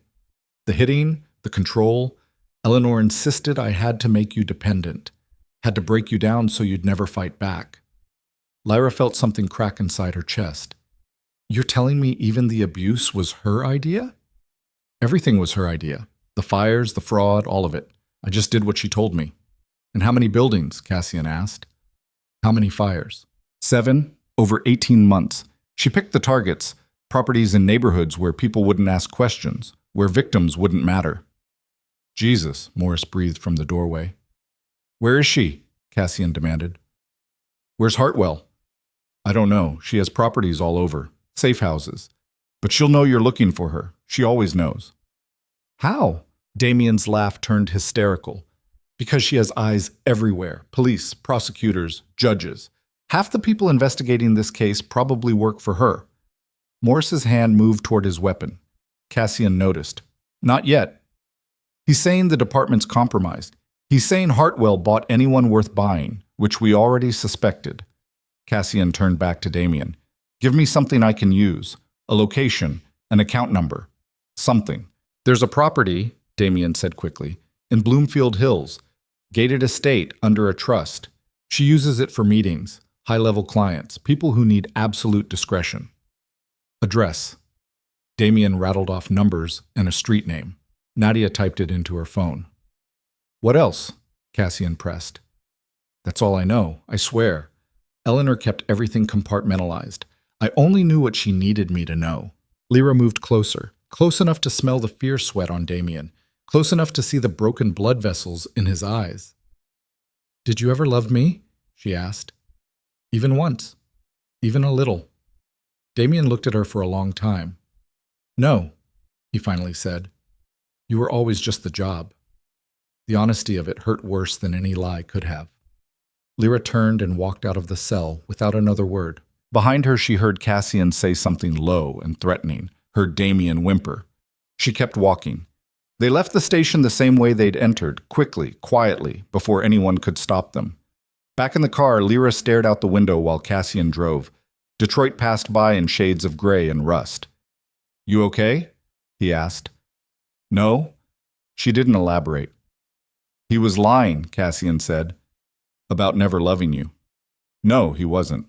People don't spend 5 years with someone they feel nothing for. Yes, they do, when someone's paying them. Lyra finally looked at him. I was a job, a mark. Everything I thought was my life was just Eleanor Hartwell's long con. Cassian had no answer for that. They met the others back at the warehouse. Nadia had already pulled up satellite images of the Bloomfield Hills property, a sprawling estate behind high walls and iron gates. Old money architecture, the kind of place where screams wouldn't carry. Security? Cassian asked. Extensive cameras, motion sensors, private guard service. Nadia zoomed in. But the real problem is we don't know if Hartwell's actually there. Only one way to find out, Morris said. We should call for backup, Nadia argued. If Hartwell's as connected as Damien says, then backup will warn her we're coming. Cassian studied the satellite image. We go in fast and quiet. Get evidence. If she's there, we bring her out. And if she runs? She doesn't get to run. They spent 2 hours planning, approach routes, exit strategies, contingencies for when everything went wrong, because it always went wrong. Lyra barely heard any of it. She sat in the corner, mind replaying every therapy session with Dr. Hartwell. Every moment of manufactured care, every carefully crafted manipulation. You seem troubled, Lyra. Tell me what you're feeling. I think I'm ready to start dating again, but I'm scared. There's a charity event this weekend.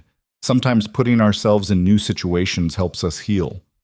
All of it scripted, all of it designed to deliver her to Damien like a lamb to slaughter. Lyra. Cassian crouched beside her. You don't have to come. This one's different. This one's personal? She looked at him. It's always been personal. I know. But Hartwell's not Damien. She's dangerous in ways he never was. Good. Then she'll understand exactly what I became. They left at 2 in the afternoon, broad daylight, hiding in plain sight. 2 vehicles again, one containing Cassian, Lyra, and 2 of Cassian's people. The other with Morris and Nadia providing tech support. The drive to Bloomfield Hills took 40 minutes through increasingly wealthy suburbs. Manicured lawns, perfect hedges. The kind of neighborhood where people called the police if they saw unfamiliar cars. The estate sat at the end of a private road, 12-foot walls. Cameras visible on every corner. A guardhouse at the main gate. There's a service entrance on the east side, Nadia's voice crackled through the radio. Less visible. We're picking up heat signatures inside the main house. At least 4 people. Armed? Cassian asked.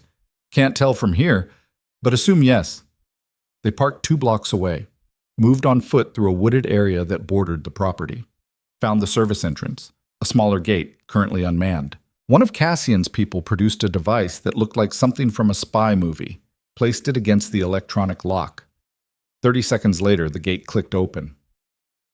They were in. The grounds were extensive, gardens, fountains, a pool covered for the season. The main house loomed ahead, all stone and glass and money. Stay behind me, Cassian told Lyra. And if I say run, you run. No arguing. Okay. They approached the house. Found a side door that led into a mudroom. Unlocked. Either incredibly trusting or incredibly arrogant. Inside, the house was silent. Too silent. Cassian held up a hand, the universal signal to stop. He tilted his head, listening. Then Lyra heard it too. Voices. Coming from deeper in the house. They moved through a kitchen designed for magazine covers, down a hallway lined with expensive art, toward what sounded like a study or library. The voices became clearer. Told you he'd crack under pressure. Men like Damien always do. Dr. Eleanor Hartwell's voice, cultured, calm, discussing Damien's arrest like a stock market fluctuation. The wife's the problem. She should have died at the gala. A man's voice, unfamiliar, accented, Russian, maybe. Volkov's people missed. It happens. It shouldn't happen, not at that price point. Cassian motioned for everyone to hold position. He eased toward the study door, which stood slightly ajar. Lyra moved beside him, needing to see, needing to put a face to the voice that had orchestrated her destruction. Through the gap, she could see Dr. Hartwell sitting behind a massive desk. Same elegant posture, same perfectly styled gray hair, same warm expression that had made Lyra trust her with her deepest fears. And beside her, standing by the window, a man in an expensive suit, late 50s, cold eyes. The kind of man who looked at people and saw only numbers. We cut our losses, the man said. Damien's contained. The evidence against him is solid. He'll take the fall. And the wife? Eliminate her, quickly, before she connects more dots. She's already connected them, Hartwell said calmly. That's why she broke into the police station this morning. Why she's probably watching us right now. Both Lyra and Cassian froze. Hartwell turned in her chair, looked directly at the door. Hello, Lyra. Why don't you come in? We should talk. The room exploded into motion. Cassian kicked the door open. His people flooded in behind him. The man by the window pulled a gun, got off one shot before Cassian was on him, smashing his wrist against the window frame until the weapon clattered away. But Hartwell didn't move, didn't flinch, just sat behind her desk watching with clinical interest. Restraining them would be pointless, she said to someone Lyra couldn't see. They've already made their choice. More men emerged from doors Lyra hadn't noticed. 4 of them, all armed, all moving with professional precision. Cassian's people engaged. The study became a war zone. And through it all, Hartwell remained seated, watching. Taking notes on a legal pad like this was a therapy session. Lyra found herself facing the woman who'd destroyed her life, just 10 feet of expensive carpet between them. "I trusted you," Lyra said. "I know. That was the point." Hartwell smiled. That same warm smile from therapy. "You were perfect, Lyra. Exactly what I needed. Vulnerable but strong enough to survive the initial breaking. Isolated enough that no one would ask questions. Smart enough to forge convincing signatures once Damien taught you the proper motivation. You're a monster. I'm pragmatic. There's a difference." Hartwell stood, moved around the desk. "Did you know there are thousands of women just like you? Grieving, alone, desperate for connection. They come to therapists begging to be fixed, and we do fix them. We fix them into useful shapes." Lyra's hands clenched into fists. "How many?" "Hundreds. Over 20 years. Some worked out better than others. You were actually one of my best. Lasted longer than most before needing replacement." The casual way she said it made Lyra's vision blur red. "Where are they? The other women?" "Some divorced, some disappeared, some died." Hartwell shrugged. "Does it really matter? They served their purpose." Lyra lunged. Didn't think, didn't plan, just moved. Got 3 steps before someone grabbed her from behind, one of Hartwell's security. Lyra fought, screaming, all the rage that had been building for weeks exploding out. She felt something crack. Maybe her knuckles, maybe the guard's ribs. Didn't care. Just kept fighting. Until Cassian appeared, pulling her back, shouting something she couldn't hear over the roaring in her ears. The gunfire had stopped.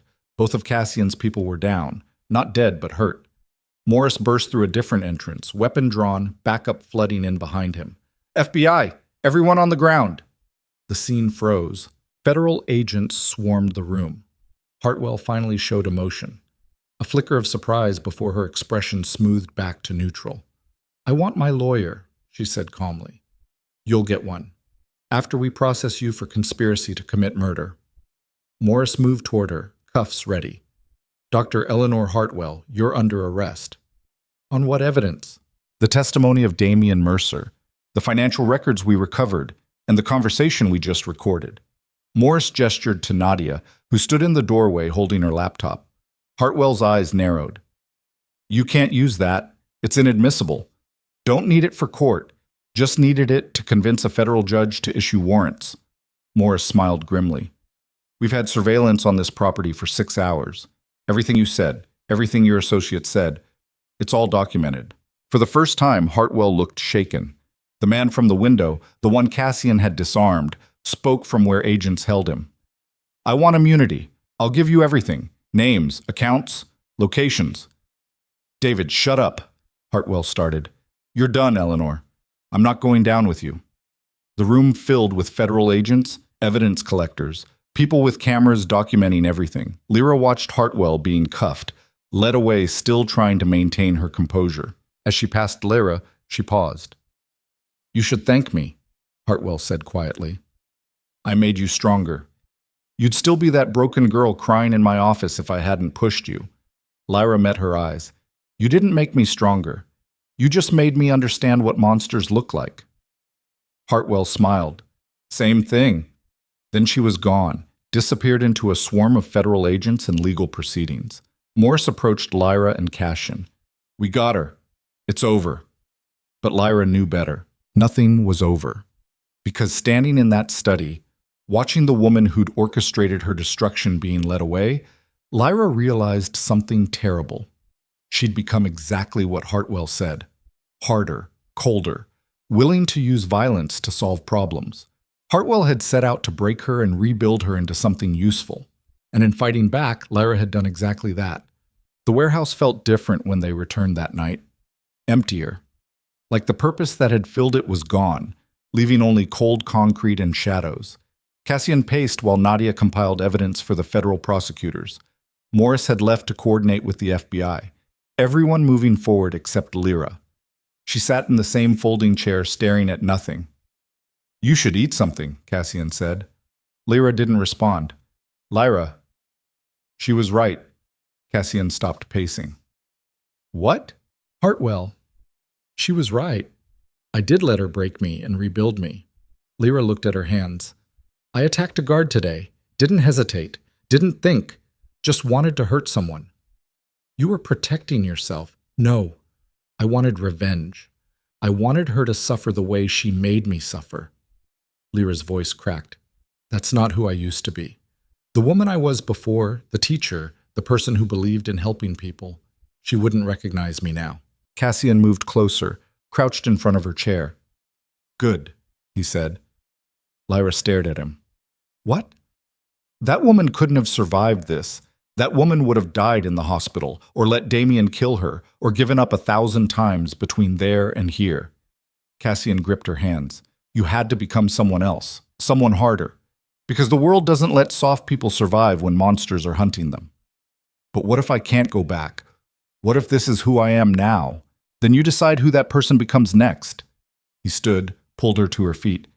You're not Hartwell's creation. You're not Damien's victim. You're whoever you choose to be from this moment forward. I don't know how... The warehouse door exploded inward. Wood splintered. Metal shrieked. And through the smoke and debris walked men in tactical gear, weapons raised. On the ground! Now! Cassian moved to shield Lyra, but stopped when he saw the insignia on their vests. Not police. Not FBI. Private military. Volkov's people. The lead operative stepped through the ruined entrance. Late 30s. Cold efficiency radiating from every movement. He looked at Cassian with something like respect. Mr. Reeve, I apologize for the dramatic entrance. My employer would like a word. Tell your employer to make an appointment. I'm afraid he insists. More operatives filed in. 6, 8, 10. All armed. All positioned to turn the warehouse into a kill zone within seconds. Nadia slowly closed her laptop, raised her hands. Where's Detective Morris? The operative asked. No one answered. I'll ask once more. Where is Detective Thomas Morris? He left, Cassian said. FBI headquarters. No, he didn't. The operative pulled out a tablet, showed them security footage from outside the warehouse. Morris arriving, entering, never leaving. He's here, and my employer wants him. Lyra's blood went cold, because if Volkov wanted Morris, it meant, he's one of ours, the operative confirmed, reading her expression. Has been for 3 years. Detective Morris has been feeding information to Dr. Hartwell since the beginning of her investigation. He's the reason her operation stayed invisible for so long. You're lying, Lyra said. Am I? The operative smiled. Why do you think the Brightmoor fire investigation stalled? Why evidence disappeared? Detective Morris made sure nothing stuck to Hartwell. Cassian's expression went murderous. Then why did he help us? Because Hartwell was finished, and he knew it. So he switched sides. Helped you destroy her while positioning himself as the hero. The operative gestured to the shadows at the back of the warehouse. He's been recording everything you've said, every plan you've made, sending it all to my employer. Movement in the darkness. Morris emerged, no longer wearing his badge. In his hand, a small recording device. I'm sorry, he said. Not to Lyra, to Cassian. It's just business. Lyra felt the ground drop away beneath her. Everything they'd planned, everything they'd said. Morris had heard it all, recorded it all, which meant Volkov knew their every move, every safe house, every contact, everything. Why? Cassian asked quietly. Too quietly. Because I have 3 years until retirement and a pension that doesn't cover the life I want. Morris set the recorder on a crate. Hartwell paid well. Volkov pays better. And you, he looked at Lyra, you were never going to survive this anyway. At least this way it's quick. The operatives raised their weapons, and Lyra realized they were all going to die in this warehouse, killed by the man who'd pretended to help them. Cassian moved first, grabbed Lyra, threw her behind a concrete pillar as gunfire erupted. The warehouse became chaos. Nadia dove for cover, laptop skittering across the floor. Cassian returned fire with a weapon Lyra hadn't known he was carrying. Operatives advanced with mechanical precision. Lyra pressed herself against the pillar, hands over her ears, world reduced to sound and terror. Someone screamed. Maybe her. Maybe Nadia. The gunfire stopped. Lyra looked up. Cassian was down, blood spreading across his shirt from somewhere in his shoulder or chest. Nadia hunched behind overturned equipment, hands raised in surrender. The lead operative stood over Cassian, weapon pointed at his head. "Mr. Reeve, I respect what you built in this city, but you picked the wrong fight." "Wait," Lyra heard herself say. Everyone turned to look at her. She stepped out from behind the pillar, hands up, heart hammering so hard she thought it might break through her ribs. "Wait," she said again. "Please, just tell me what Volkov wants." The operative lowered his weapon slightly. "Volkov wants the same thing Hartwell wanted. Quiet, discretion, for this entire mess to disappear." "Then let them go." Lyra gestured to Cassian and Nadia. "I'm the one who started this. I'm the one who exposed Damien. Let them go and I'll do whatever Volkov wants." "Lyra, no," Cassian started. "Shut up!" She kept her eyes on the operative. "Is that acceptable? My cooperation in exchange for their lives?" The operative considered this, spoke quietly into a radio, listened to a response. "My employer agrees on one condition." "What condition?" "You work for us. Replace the asset we lost when Hartwell was arrested." Lyra felt the trap close around her. "Doing what?" "What you do best. Being whoever we need you to be, starting with testifying at Hartwell's trial that you made everything up, that Damien never abused you, that this was all a scheme to steal his money." The room spun. Everything they'd fought for, everything they'd exposed, the operative wanted her to undo it all. "And if I refuse?" "Then everyone in this warehouse dies, including you." Cassian tried to stand, couldn't, blood loss making him weak. "Don't do this." "How long?" Lyra asked the operative. "What?" "How long do I have to work for Volkov?" "Until we determine you're no longer useful," which could be months, years, forever. Lyra looked at Cassian bleeding on the concrete, at Nadia shaking behind overturned equipment, at Morris watching with no expression at all. She thought about the 7 people who died in the Brightmoor fire, about Eli testifying even though he was terrified, about every woman Hartwell had broken and discarded. And she made a choice. "Okay," Lyra said. "I'll do it." "Lyra, no!" Cassian's voice was weakening. "Get him medical attention," she told the operative. "Now, or the deal's off." The operative made another radio call. 2 men moved forward with a medical kit, started working on Cassian's wound. "You have to leave," Lyra told Cassian quietly. "Take Nadia. Disappear. Forget this ever happened." "I'm not leaving you. You don't have a choice." She touched his face, fingers coming away bloody. "You stayed with me in the hospital when you could have walked away. You gave me a place to hide when you didn't have to. You taught me I could be more than what Damien made me." Her voice broke. "Now let me save you, please." Cassian's eyes held hers. She saw everything he wanted to say, everything he couldn't. "I'll find you," he whispered. "However long it takes. I'll find you." "No, you won't." Lyra stood, stepped back. "Because if you come looking, they'll kill you. And I didn't survive all of this just to watch you die." The operatives hauled Cassian to his feet. He fought them despite the blood loss, despite the injuries. "Lyra, go!" They dragged him toward the exit. Nadia followed, looking back at Lyra with horror and understanding and something like respect. Then they were gone. Lyra stood alone in the warehouse with Morris and Volkov's people. "Smart choice," Morris said. Lyra didn't look at him. Couldn't trust herself not to try killing him with her bare hands. The lead operative approached.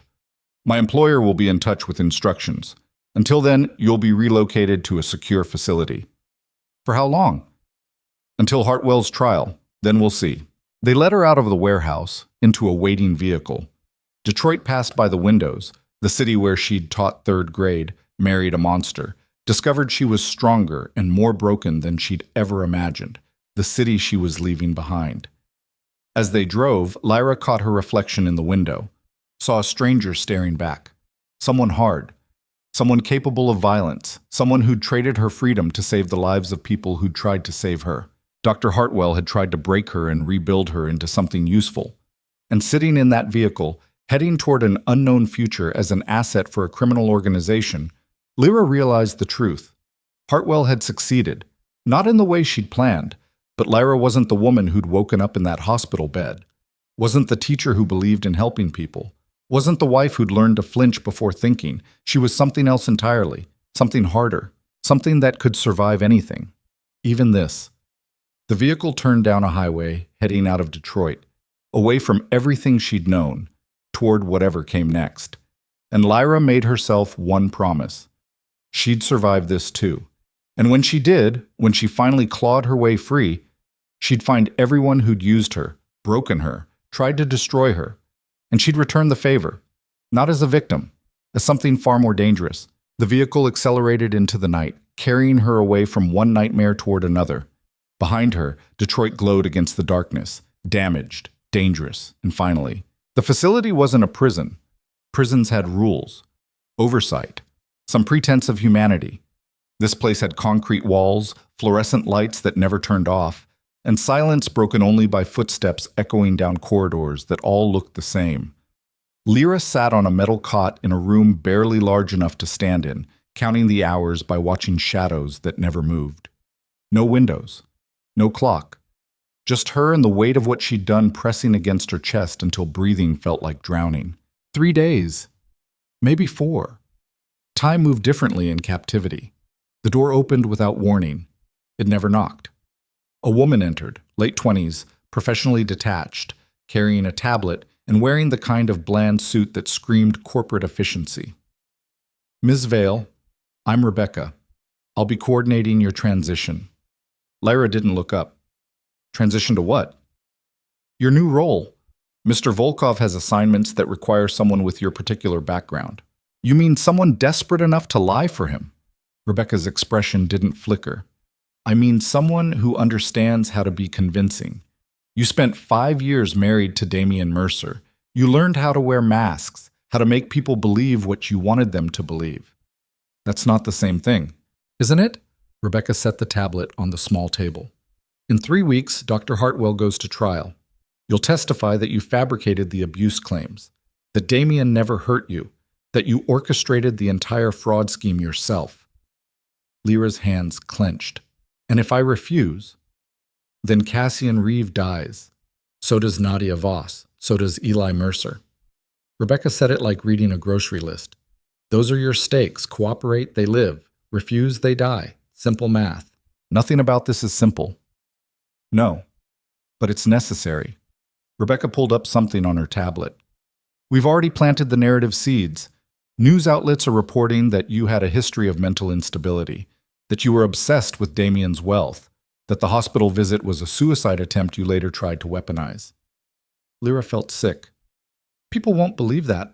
They will. Because we have your therapy records from Dr. Hartwell documenting your depression, your grief, your vulnerability.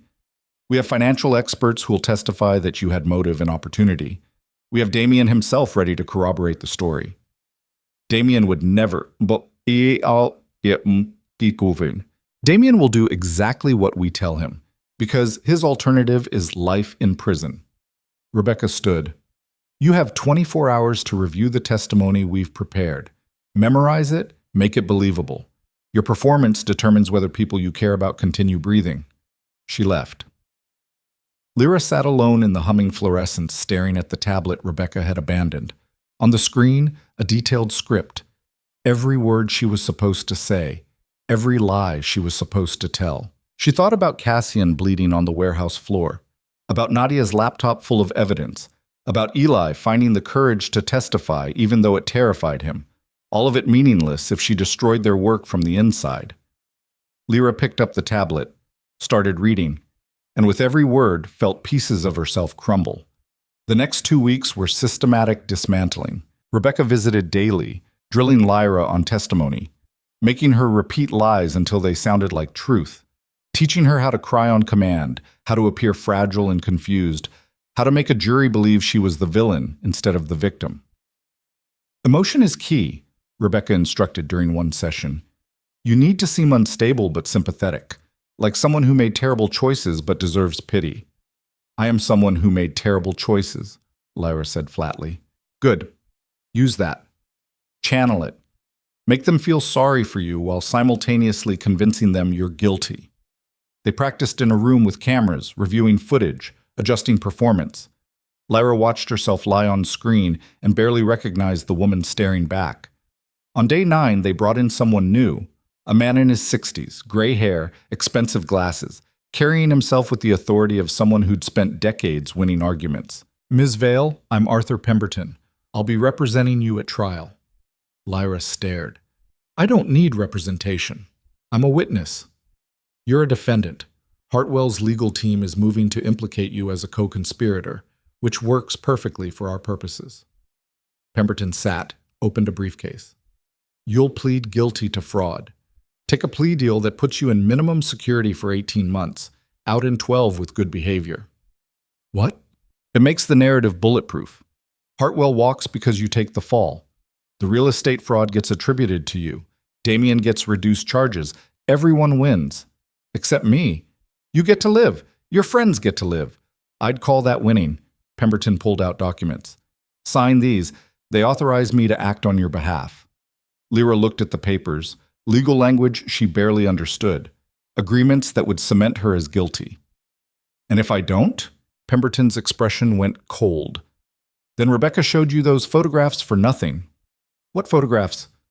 He produced a tablet, showed her images that made her blood freeze. Cash in, and what looked like a safe house.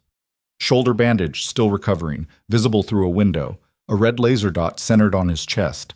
Another photo.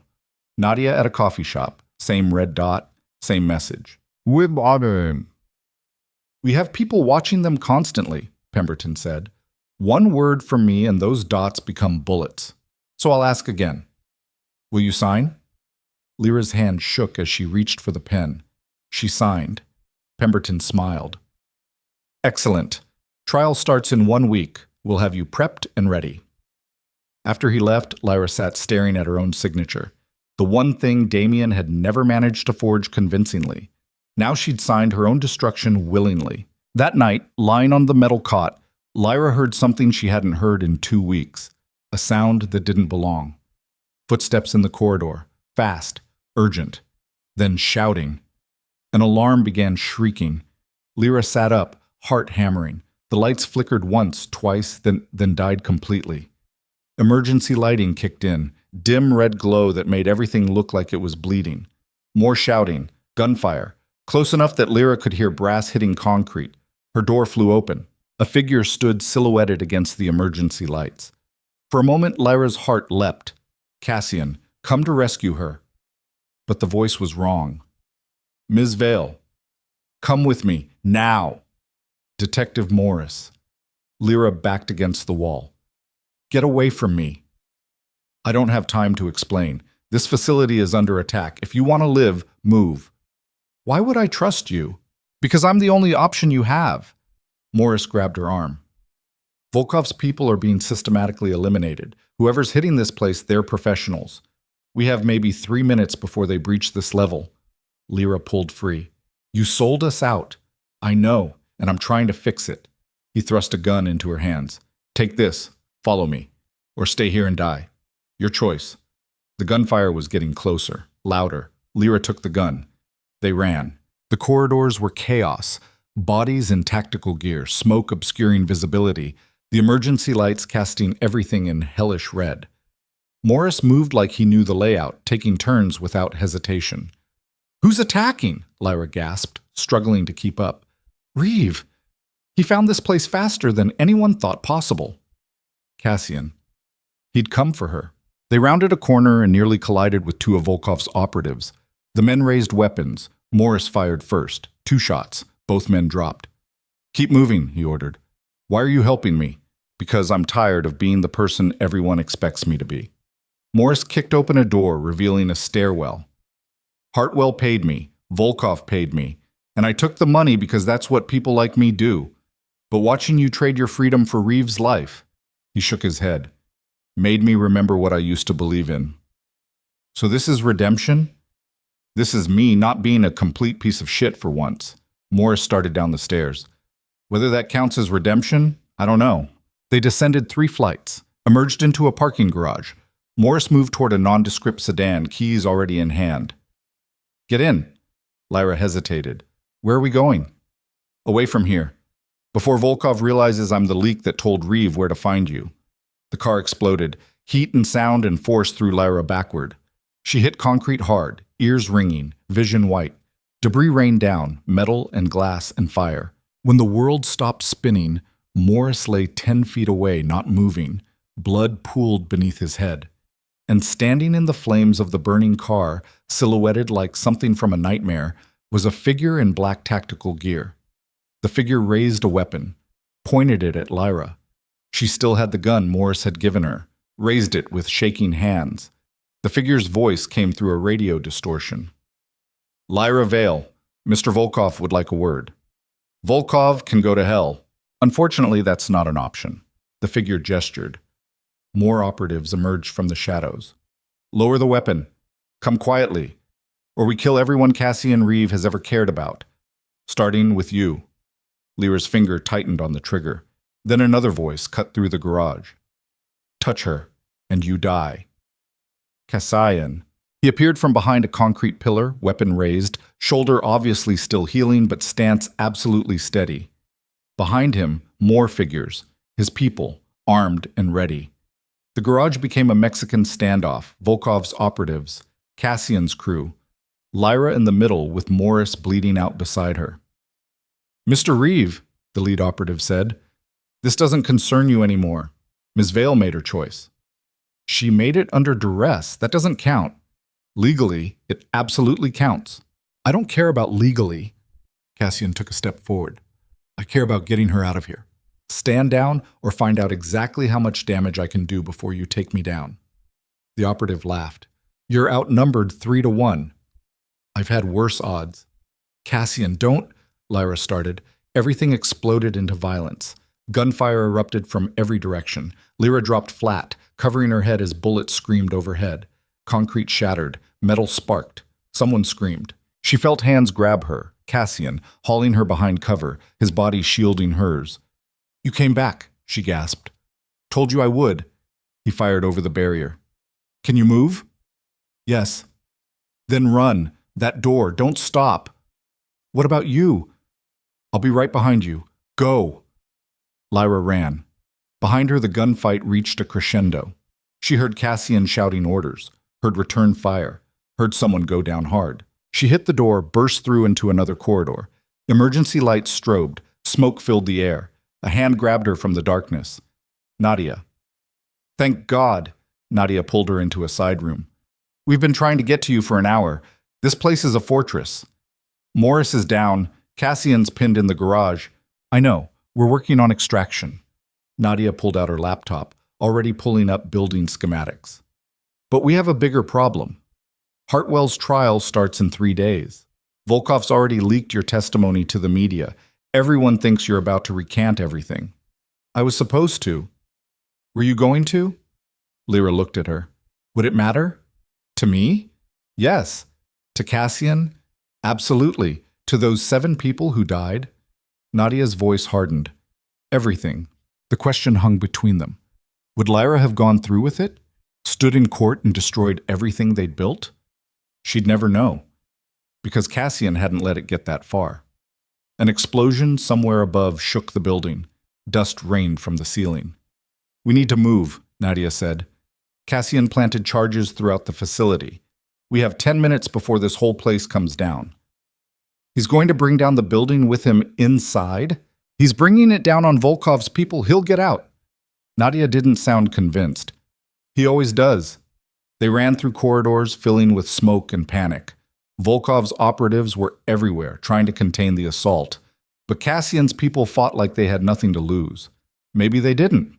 Lyra and Nadia burst through a fire exit into cold night air. Detroit's skyline glowed in the distance.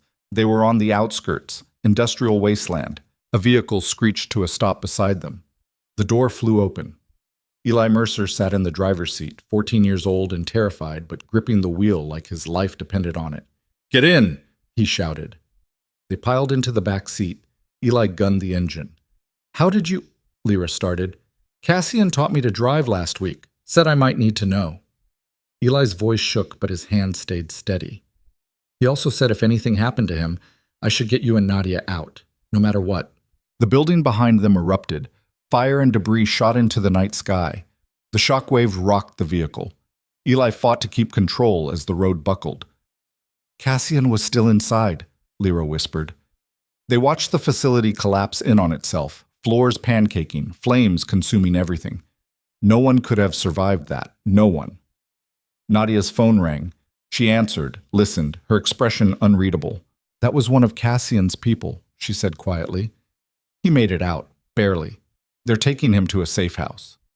Relief flooded through Lyra so intensely it hurt. Where? She demanded.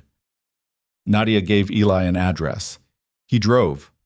The safe house was a decrepit apartment above a closed laundromat in a neighborhood that had given up pretending to be safe. They climbed stairs that creaked warnings with every step. Inside, Cassian lay on a couch that had seen better decades, shirt off, someone stitching a wound in his side while he gripped a bottle of whiskey and refused to show pain. He looked up when Lyra entered. You're alive, he said. So are you. Disappointed? Furious. Lyra crossed the room, stood over him. You could have died. You almost did. And for what? For you. The simplicity of it hit her like a fist. I told you not to come, she said. I know. I told you to let me go, to forget this happened. I know. Then why? Because I'm done walking away from hospital rooms. Cassian sat up despite protests from the person stitching his side. My whole life, I've walked away. From my mother, from people who needed help, from anything that made me feel something other than empty. He looked at her. I'm not walking away from you. Lyra felt something break open in her chest.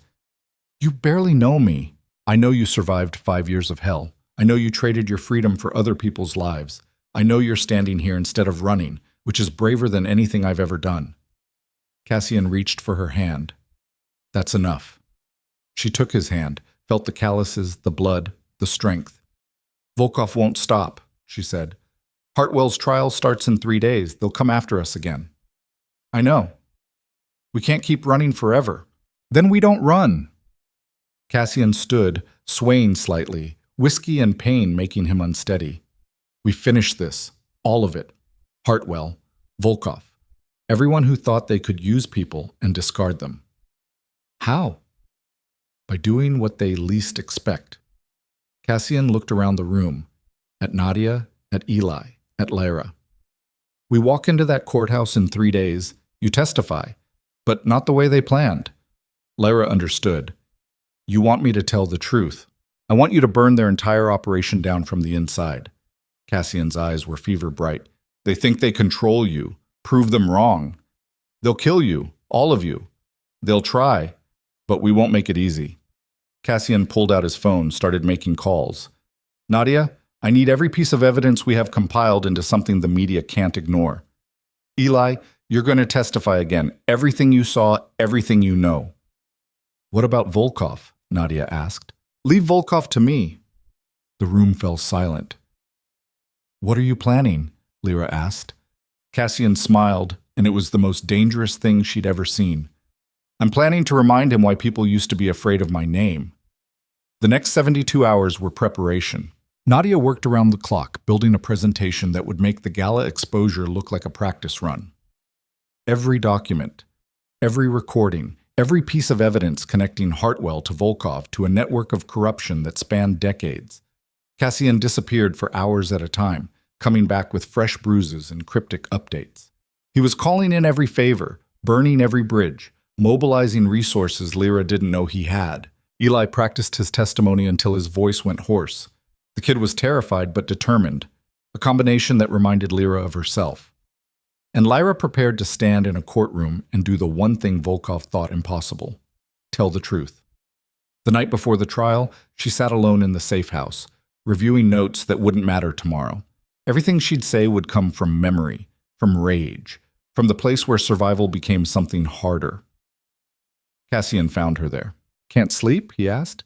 Sleep feels like a waste of time. He sat beside her, close enough that their shoulders touched.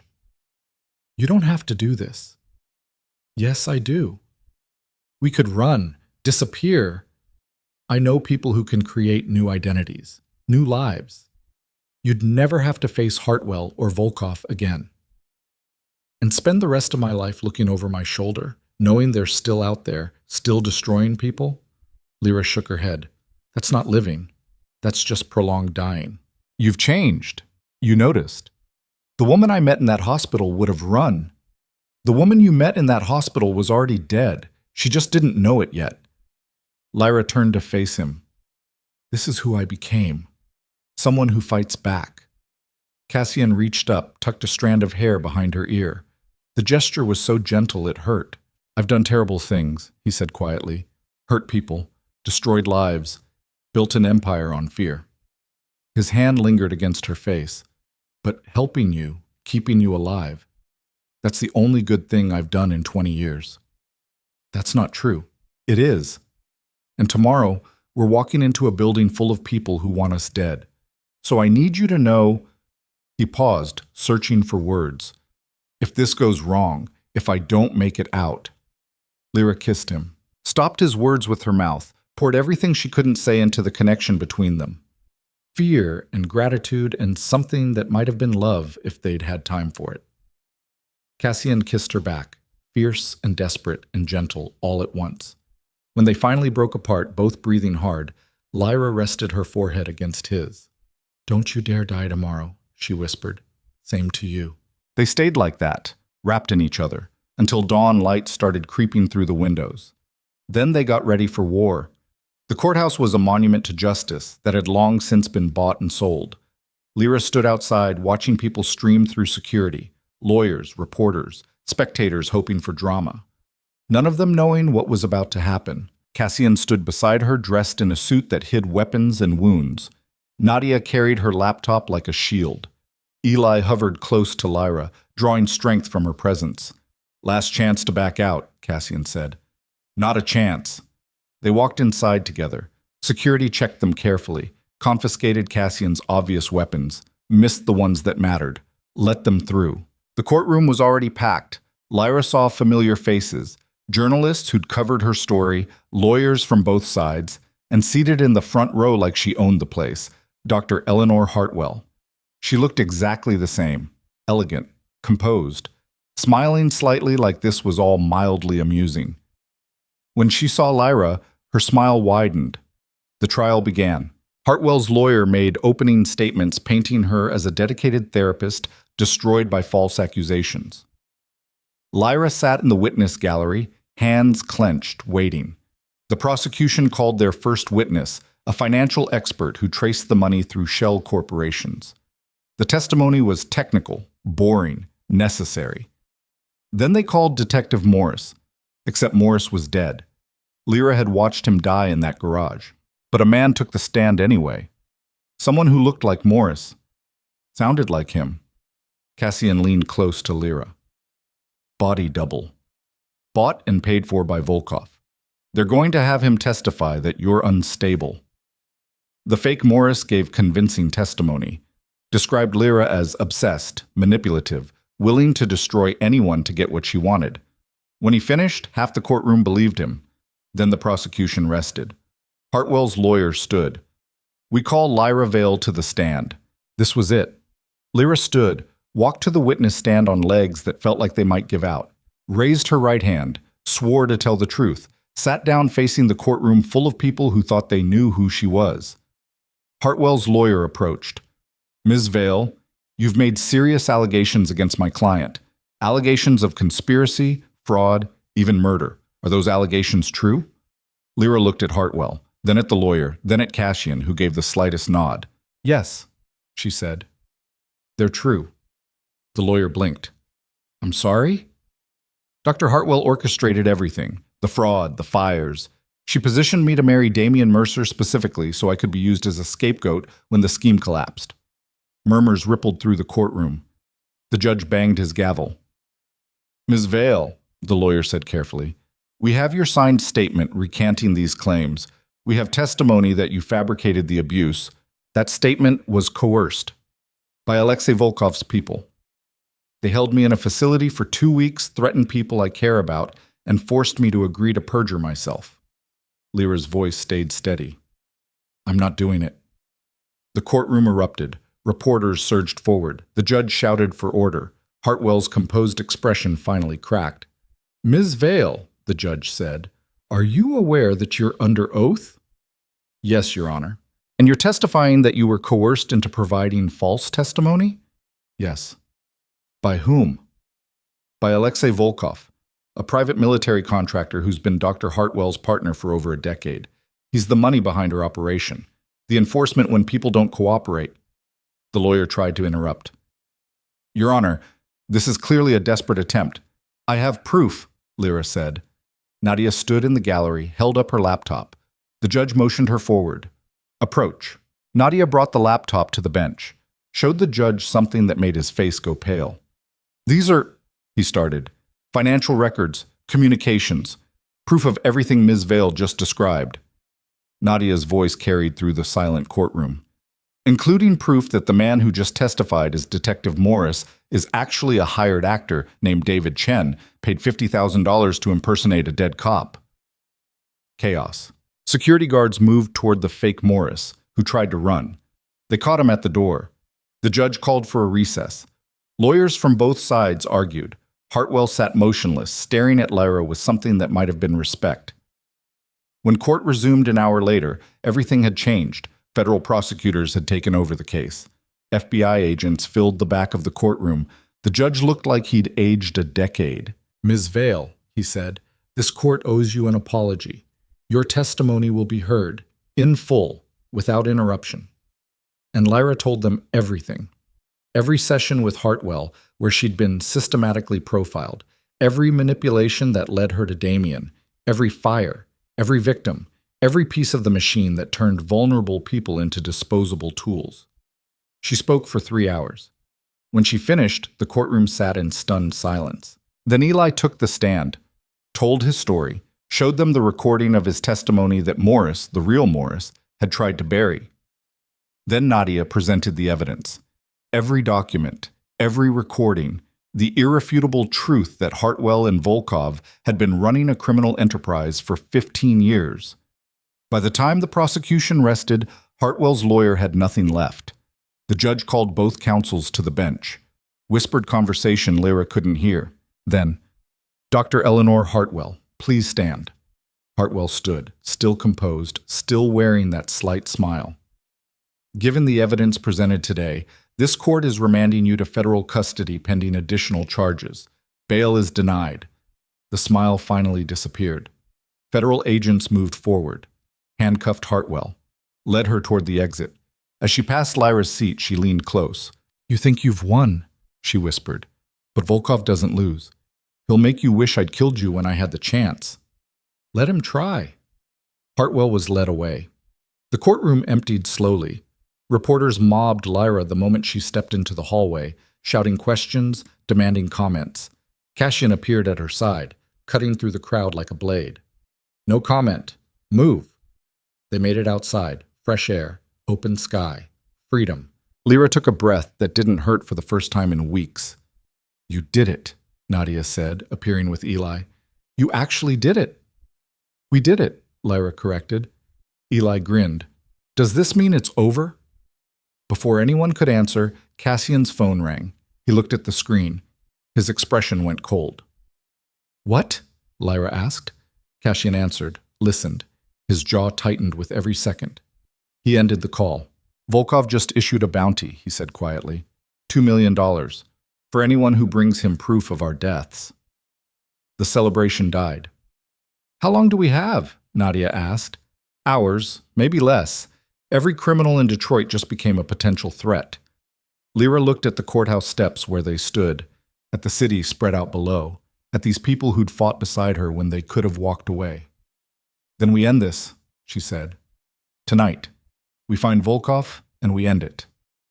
"Lyra, no more running, no more waiting for him to make the first move." She met Cassian's eyes. "You said you were done walking away. Prove it. Help me finish this." Cassian studied her face, saw the determination, the rage, the woman who'd clawed her way out of every trap they'd set. "Okay," he said, "but we do it smart. Volkov's not Damien or Hartwell. He's survived this long because he's careful, paranoid. He'll be expecting us." "Then we give him what he expects," Lyra said, "and we hit him with everything else." They regrouped at the safe house. Cassian made calls, pulled information, located Volkov's current position, a private airfield outside the city.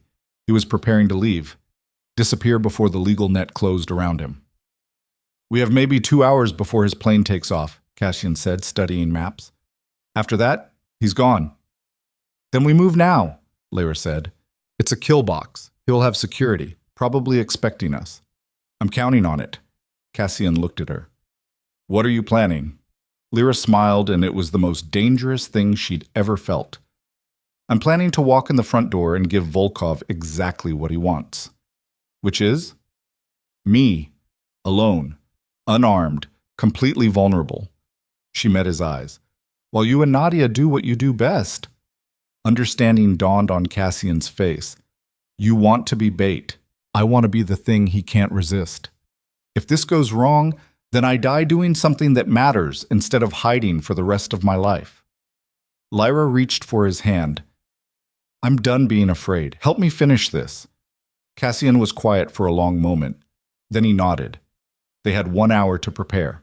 Lyra stood in the safe house bathroom, staring at her reflection. Bruises had faded. Broken ribs had healed. But the woman looking back was someone new. Someone forged in fire and trauma, an absolute refusal to break. Cassian appeared in the doorway. "Last chance," he said. "Stop saying that." "Can't help it." He moved closer. "Volkov's not like the others. He won't hesitate. Won't negotiate. The moment he has you, he'll—" Lyra turned, placed her hand over his mouth. "I know. I'm ready." She removed her hand. Cassian caught it, held it. "When this is over," he said quietly, "when Volkov's dead and Hartwell's in prison and we're still breathing, what happens then?" "I don't know. I'd like to find out." Lyra kissed him, slow, deliberate, memorizing the taste in case this was the last time. "Then don't die tonight," she whispered. "Same to you." They drove to the airfield in separate vehicles, Cassian and his people in one, Lyra alone in the other. The airfield was exactly what Cassian predicted. Exposed, isolated, surrounded by nothing but empty land and a single hangar where a private jet sat waiting. Lyra parked at the entrance, stepped out, raised her hands above her head. Lights blazed to life, blinding her. Armed men emerged from the shadows. "Lyra Vale," a voice called through a megaphone. "Walk forward, slowly. Any sudden moves, and we open fire." She walked. Each step felt like crossing into another world. The world where this ended, one way or another. 50 feet, 40, 30. The men surrounded her, weapons trained on her head, her chest, her back. From the hangar, a figure emerged. Alexei Volkov. He didn't look like a monster, just a man in his 50s, well-dressed, unremarkable. The kind of person you'd pass on the street without noticing. "Ms. Vale," he said, accent thick but precise. "You've been quite troublesome." "I've been told. My associates are dead or imprisoned. My network is compromised. My reputation is damaged." Volkov moved closer. All because one woman refused to die quietly. "Sorry to disappoint." "You're not sorry. You're proud." Volkov circled her slowly. "I respect that. In another life, you could have worked for me willingly. You have the right instincts, the right ruthlessness. I'm nothing like you." "No?" Volkov stopped in front of her. "You destroyed your husband, ruined Hartwell's operation, got Detective Morris killed. How many bodies follow your path, Ms. Vale?" The question hit harder than Lyra expected. "They made their choices," she said. "As did you, and now you make another." Volkov gestured to his men. "Lower your weapons." They did. Volkov pulled a gun from inside his jacket, held it casually. "I could kill you now. Collect my own bounty, technically." He smiled. "But I'd prefer information. Where is Cassian Reeve?" "I don't know." "Lying doesn't suit you. He came for you at the facility. He's not the type to let you face this alone." Volkov pressed the gun against her forehead. "Where is he?" Lyra met his eyes. "Behind you." Volkov laughed. Classic misdirection. The gunshot took him in the shoulder. He spun, shocked, as Cassian emerged from beneath the plane where he'd been hiding for an hour. Nadia appeared from inside the hangar. Eli, brave, terrified Eli, stood on the hangar roof with a rifle he barely knew how to use. Volkov's men raised weapons, froze when they saw the red dots of laser sights painting their chests. Cassian's people, positioned in the darkness beyond the lights. "Drop them," Cassian ordered. "Now!" The weapons hit the ground. Volkov clutched his shoulder, blood seeping between fingers. "You think this changes anything? I'll heal, I'll rebuild, and I'll destroy everyone you've ever cared about." "No," Cassian said. "You won't." He pulled a tablet from his jacket, showed Volkov the screen. "That's a live feed being broadcast to every major news outlet, law enforcement agency, and government watchdog in 3 countries. Everything you've done, every operation, every corrupt official, every crime." Cassian's smile was cold. "The moment we leave this airfield, it goes public. You'll be the most wanted man on the planet." Volkov's face drained of color. "You're finished," Lyra said. "Just like Hartwell, just like Damien. You thought people were disposable. Turns out you are too." Sirens wailed in the distance, getting closer. "Federal agents," Nadia called. "ETA 3 minutes." Cassian looked at Lyra. "We need to go." But Lyra wasn't done. She walked to where Volkov knelt, bleeding, defeated. "Every woman you destroyed through Hartwell," she said quietly. "Every family burned in those fires. Every person you treated like they didn't matter." She leaned close. "They all mattered, and this is for them." She spat in his face. Then she turned and walked away. Cassian fell into step beside her. Nadia and Eli joined them. They moved toward the vehicles as police lights painted the night sky in red and blue. "Did we just win?" Eli asked, voice shaking. Lyra looked back at the airfield, at Volkov surrounded by his own men's weapons, waiting for arrest, at the empire they'd just burned to the ground. "Yeah," she said, "we won." They drove into the night, leaving Detroit's latest nightmare behind them. And for the first time since that hospital room, Lyra felt something other than rage or fear or desperate determination. She felt free. The safe house felt different in the aftermath. Lyra sat at the same table where she'd learned about Hartwell's betrayal, where she'd signed documents that nearly destroyed her, where she'd planned the exposure that changed everything. But now the papers were gone. The evidence had been delivered. The enemies were arrested or dead. All that remained was silence. Cassian stood by the window, watching dawn break over Detroit. His shoulder was bandaged beneath a fresh shirt. The wounds from the facility explosion had been stitched properly by an actual doctor. One of his people, someone who didn't ask questions. Nadia slept on the couch, laptop still open on her chest, purple-streaked hair falling across her face. She'd worked through the entire night, ensuring every piece of evidence reached the right people. Eli sat in the corner, knees pulled to his chest, staring at nothing. The kid had fired a rifle at armed men last night, had faced down the same organization that killed his father. 14 years old and already carrying weight no child should know. "You should sleep," Cassian said without turning from the window. Lyra hadn't realized he knew she was awake. "Can't. Adrenaline crash takes a while." "How long?" "For me? About 15 years, still waiting." He finally looked at her. "How do you feel?" Lyra considered the question honestly. "Empty. Like I spent so long being angry that now there's nothing left." "That's normal." "Is it? Feeling nothing after destroying 3 people's lives?" "You didn't destroy their lives. You ended their ability to destroy others." Cassian moved away from the window, pulled out a chair across from her. "There's a difference. Hartwell said I should thank her for making me stronger. Hartwell's a psychopath. Sociopaths always think their victims should be grateful. But she wasn't wrong." Lyra met his eyes. "I'm not the person I was before Damien. I'm harder, meaner, more willing to hurt people." "You're a survivor. That's not the same as being mean." "Isn't it?" Lyra's voice dropped. "I watched Morris die and felt nothing. I spat in Volkov's face and wanted to do worse. When Damien told me he never loved me, part of me was relieved because it made hating him easier." Cassian reached across the table, took her hand. "You know what I see when I look at you?" "What?" "Someone who refused to let monsters define her. Someone who could have run a dozen times but stayed and fought. Someone who traded her freedom to save people she barely knew." His grip tightened. "That's not hard. That's brave." "I don't feel brave." "No one ever does." Cassian stood, pulled her to her feet. Come on. We need to leave before the sun's fully up. This place isn't safe anymore. Where are we going? Somewhere you can actually sleep.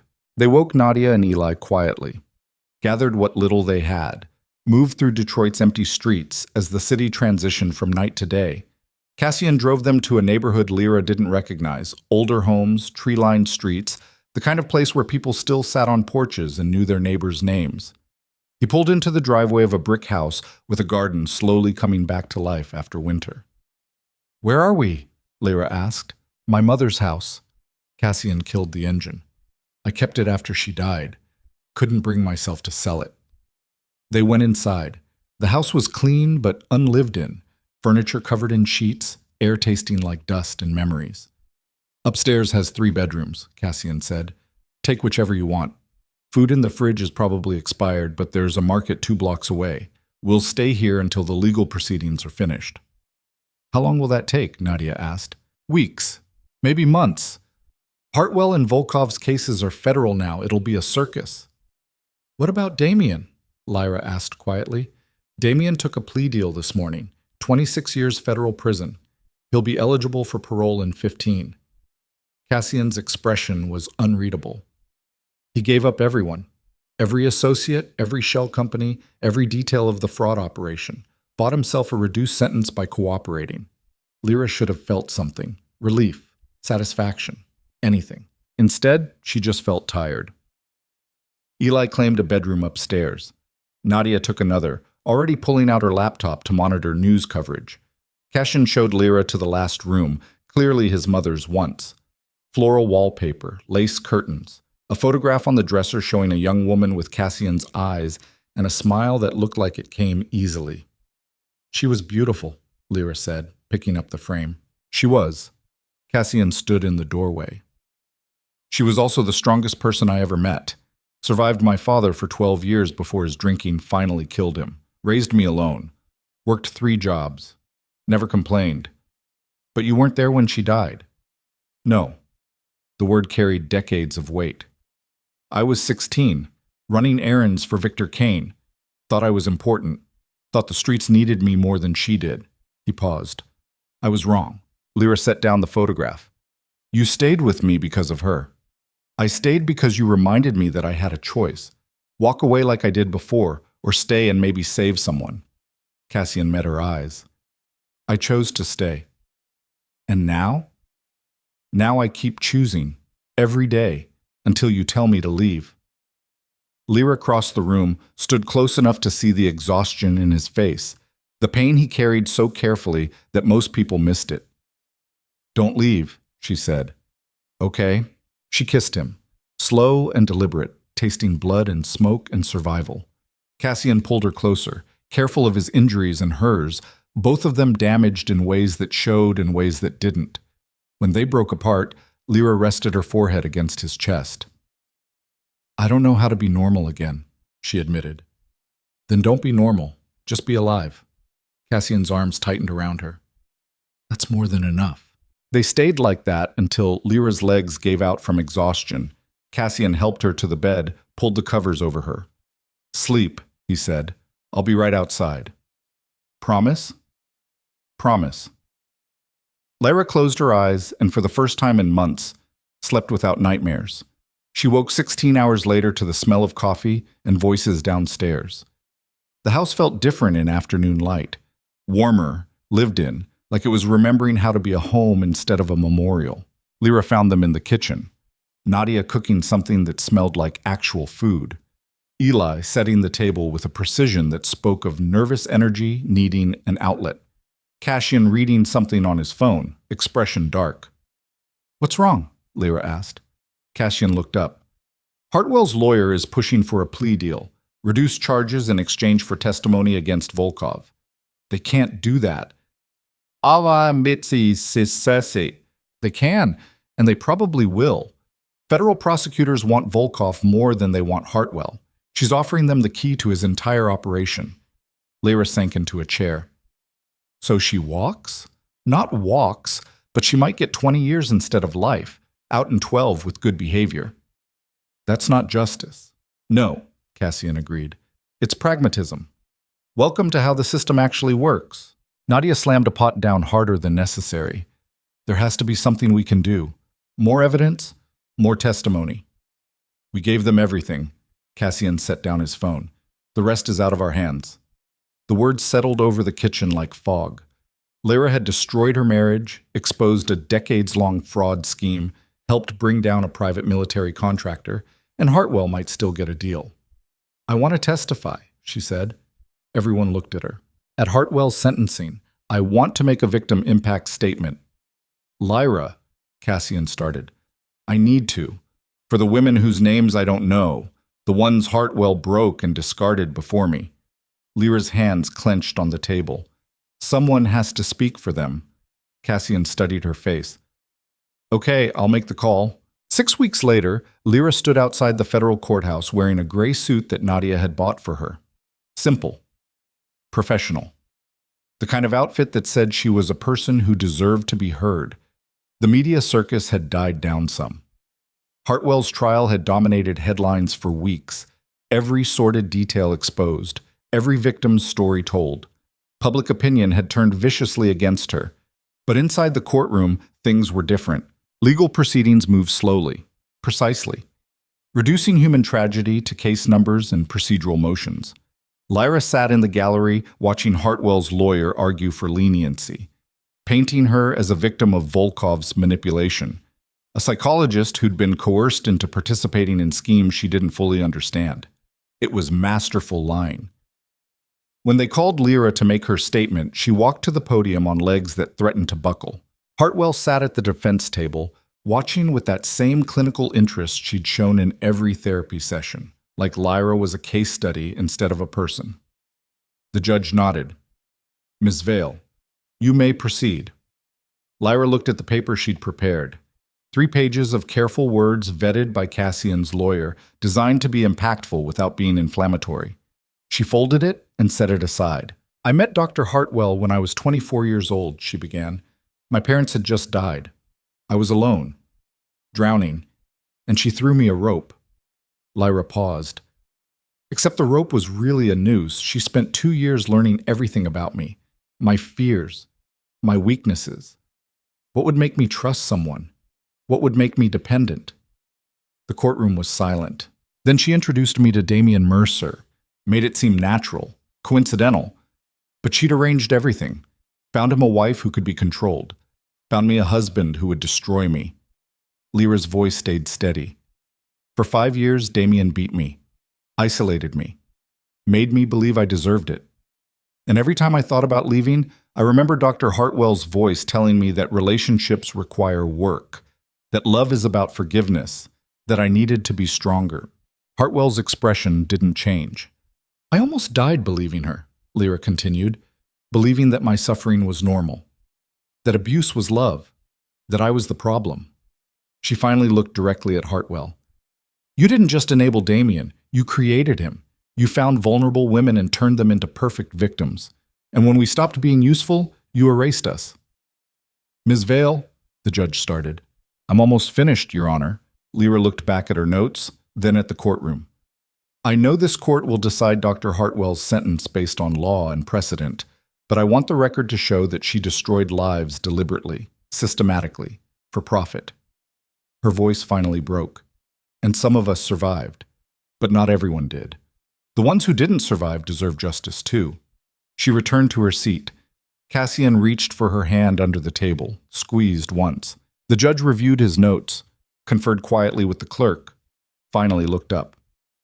Dr. Eleanor Hartwell, please stand. Hartwell stood, still composed, still wearing that slight smile. This court has reviewed the evidence, the testimony, and the arguments for leniency. While the prosecution has recommended a reduced sentence in exchange for cooperation, this court finds that the severity and systematic nature of your crimes warrant the maximum penalty. The judge's voice was hard. You are hereby sentenced to 40 years in federal prison without the possibility of parole for the first 25 years. Additionally, you are ordered to pay restitution to the victims of your schemes in an amount to be determined. The smile finally disappeared from Hartwell's face. Furthermore, the judge continued, Your professional licenses are permanently revoked. You are barred from practicing psychology or counseling in any capacity, and this court recommends that the state medical board investigate every patient you've treated in the past 20 years. Federal marshals moved forward, handcuffed Hartwell, led her away. As she passed Lyra, she stopped, looked at her one final time. "You became exactly what I made you," she whispered. "Remember that." Then she was gone. Lyra sat in the courtroom after everyone else had left. Cassian waited patiently beside her. 40 years, she finally said. "She'll die in prison." "Probably." "Is that enough? Is it ever?" Cassian stood, offered his hand. "Come on, let's go home." Home. The word felt strange but right. They walked out of the courthouse into autumn sunlight. Detroit stretched around them, broken and beautiful, dying and being reborn, exactly like everyone who lived there. Nadia and Eli waited by the car. When they saw Lyra's face, they knew. "How long?" Nadia asked. 40 years. No parole for 25. Eli exhaled slowly. Good. They drove back to Cassian's mother's house. Along the way, Lyra watched the city pass by. The neighborhood she'd driven through as Damien's wife, making herself small in the passenger seat. The hospital where Cassian had first heard her say, "There's no one." The warehouse where they'd planned revenge. The courthouse where justice had finally shown up. All of it part of her story now, part of who she'd become. At the house, they found a package waiting on the porch. Cassian checked it carefully. Old habits from a life he was trying to leave behind. Inside was a manila envelope addressed to Lyra. She opened it. Legal documents, divorce papers, already signed by Damien. All she had to do was sign and file. There was a note tucked inside, handwritten on prison letterhead. "I'm sorry. I know that doesn't fix anything. I know you'll never forgive me. But I need you to know that you were right about everything. I was a monster, still am. Prison won't change that. But at least here I can't hurt anyone else. You deserve better. You deserved everything. I'm sorry I only gave you pain." Lyra read it twice, then handed it to Cassian. He scanned the words, expression unreadable. "What do you want to do with this?" "File the divorce. Throw away the note." Lyra took the papers back. "He doesn't get forgiveness. He gets forgotten." "Fair enough." That night, they gathered around the kitchen table. Lyra, Cassian, Nadia, and Eli. 4 people who'd been strangers months ago, now bound together by survival and shared trauma. "What happens now?" Eli asked. The question everyone was thinking. "Now we figure out what living looks like," Cassian said, "instead of just surviving." "I'm going back to school," Eli announced. "Real school, not homeschooling or online stuff. I want to play basketball, have friends, do normal kid things." Nadia smiled. "That's good. That's really good." "What about you?" Lyra asked her. "I've been thinking about it." Nadia closed her laptop, a rare sight. "I'm going to start a nonprofit. Help abuse survivors navigate the legal system, provide tech support for restraining orders, evidence collection, that kind of thing." She looked at Lyra. "If you want to be involved, there's a place for you." "Doing what?" "Whatever you want, teaching, counseling, just being someone who survived and came out the other side." Lyra considered it. "I need time to figure out who I am now, but after that, maybe. No pressure. The offer stands." Nadia turned to Cassian. "What about you? Going back to the Empire business?" Cassian had been quiet through most of the conversation. Now he leaned back in his chair, looking older than his years. "I've been running criminal operations since I was 17, he said. "Built an empire on fear, made people suffer because it was profitable." He looked at Lyra. "I don't want to be that person anymore." "So what do you want to be?" she asked. "I don't know yet, but I have some money saved. Legitimate investments, enough to start over." He paused. "There's a community center in my old neighborhood. Been closed for 5 years. I'm thinking about buying it, reopening it, give kids somewhere to go besides the streets." The table fell silent. "That's," Nadia started. "Surprisingly wholesome for a former crime lord?" Cassian smiled. "Yeah, I'm surprising myself too." "I think it's perfect," Lyra said quietly. They sat together as darkness fell outside. Made plans that had nothing to do with revenge or survival or justice. talked about futures that felt impossible, but maybe weren't. Eventually, Eli and Nadia headed upstairs, exhaustion finally catching up with both of them. Lyra and Cassian remained at the table. "You never asked me what I want," Lyra said. "I figured you'd tell me when you were ready. I want to teach again." The words came easier than she expected. "Not right away, but eventually. I want to stand in front of a classroom and help kids who feel invisible, who think they don't matter. I want to be the teacher I needed when I was 8. You'll be good at it." "How do you know?" "Because you already are. You helped Eli when he was terrified, stood up for people you didn't know, fought for victims who couldn't fight for themselves." Cassian reached across the table. "That's what teaching is, showing people they're worth fighting for." Lyra took his hand. "What happens with us? What do you want to happen?" "I don't know. Everything between us started in trauma, in crisis. What if we don't work when things are normal?" "Then we don't work, and we figure something else out." Cassian's grip tightened. "But I'd like to try, if you would." Lyra thought about the hospital room where he'd stayed all night, about him teaching her to walk like she owned space instead of apologizing for existing, about him burning down a facility to rescue her when he could have walked away. "Yeah," she said, "I'd like to try too." They sat in comfortable silence. Outside, Detroit hummed with its usual chaos. Inside, for the first time in either of their memories, things felt almost peaceful. 3 months passed. Lyra signed the divorce papers, filed them, became Lyra Vale again instead of Lyra Mercer. Damien's trial ended with him accepting the full 26-year sentence. No appeals, no last-minute deals, just acceptance of consequences. Volkov was extradited to 3 different countries, each with their own charges. He'd spend the rest of his life in various prisons, if he survived that long. Detective Morris's family held a funeral, closed casket. Lyra didn't attend, couldn't bring herself to mourn someone who'd betrayed them, even if he'd tried to make it right at the end. The community center Cassian bought took months to renovate. He threw himself into the work, physical labor that left him exhausted and sleeping without nightmares for the first time in decades. Nadia launched her nonprofit with funding from several tech companies and a sizable anonymous donation that probably came from Cassian's less-than-legal investments.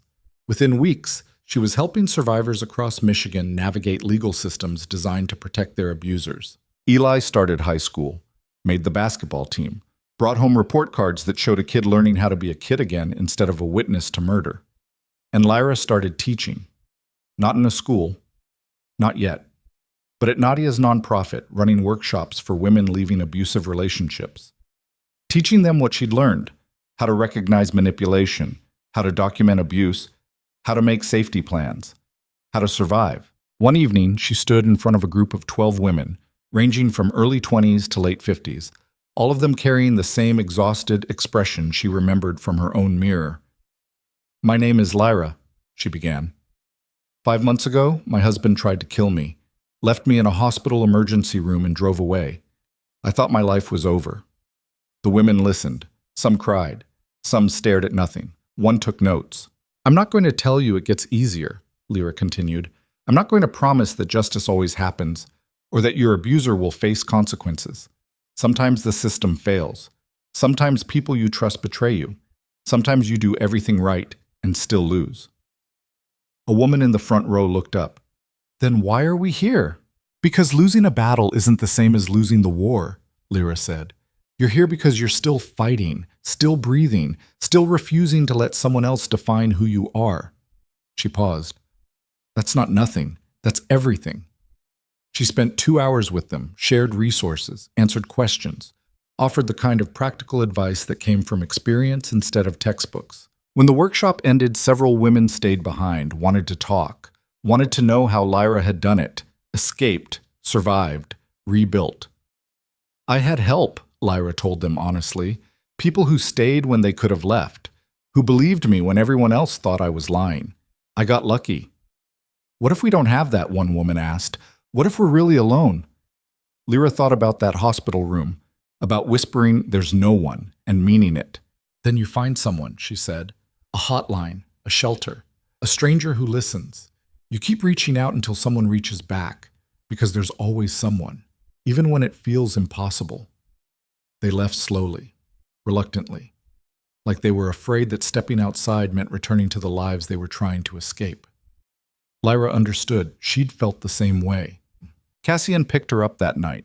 He'd started doing that, showing up after her workshops, driving her home, making sure she didn't carry the weight alone. "How'd it go?" he asked as she slid into the passenger seat.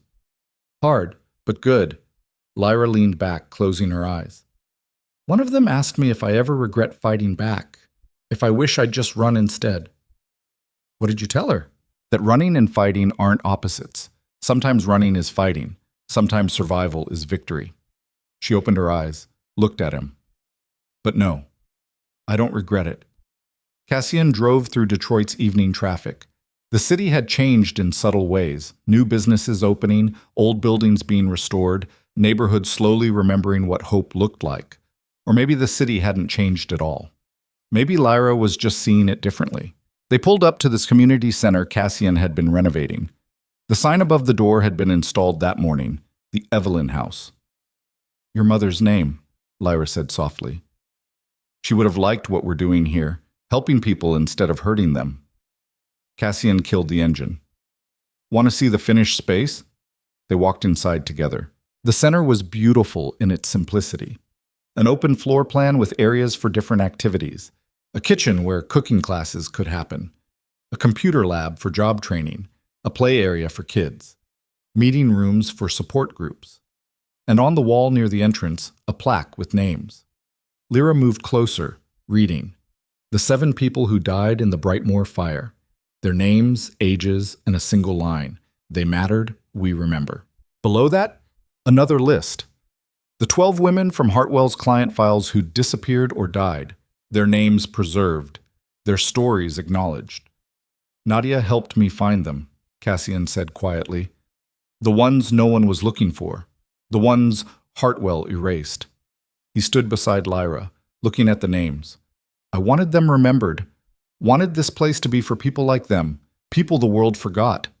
Lyra's throat tightened. "It's perfect. It's a start."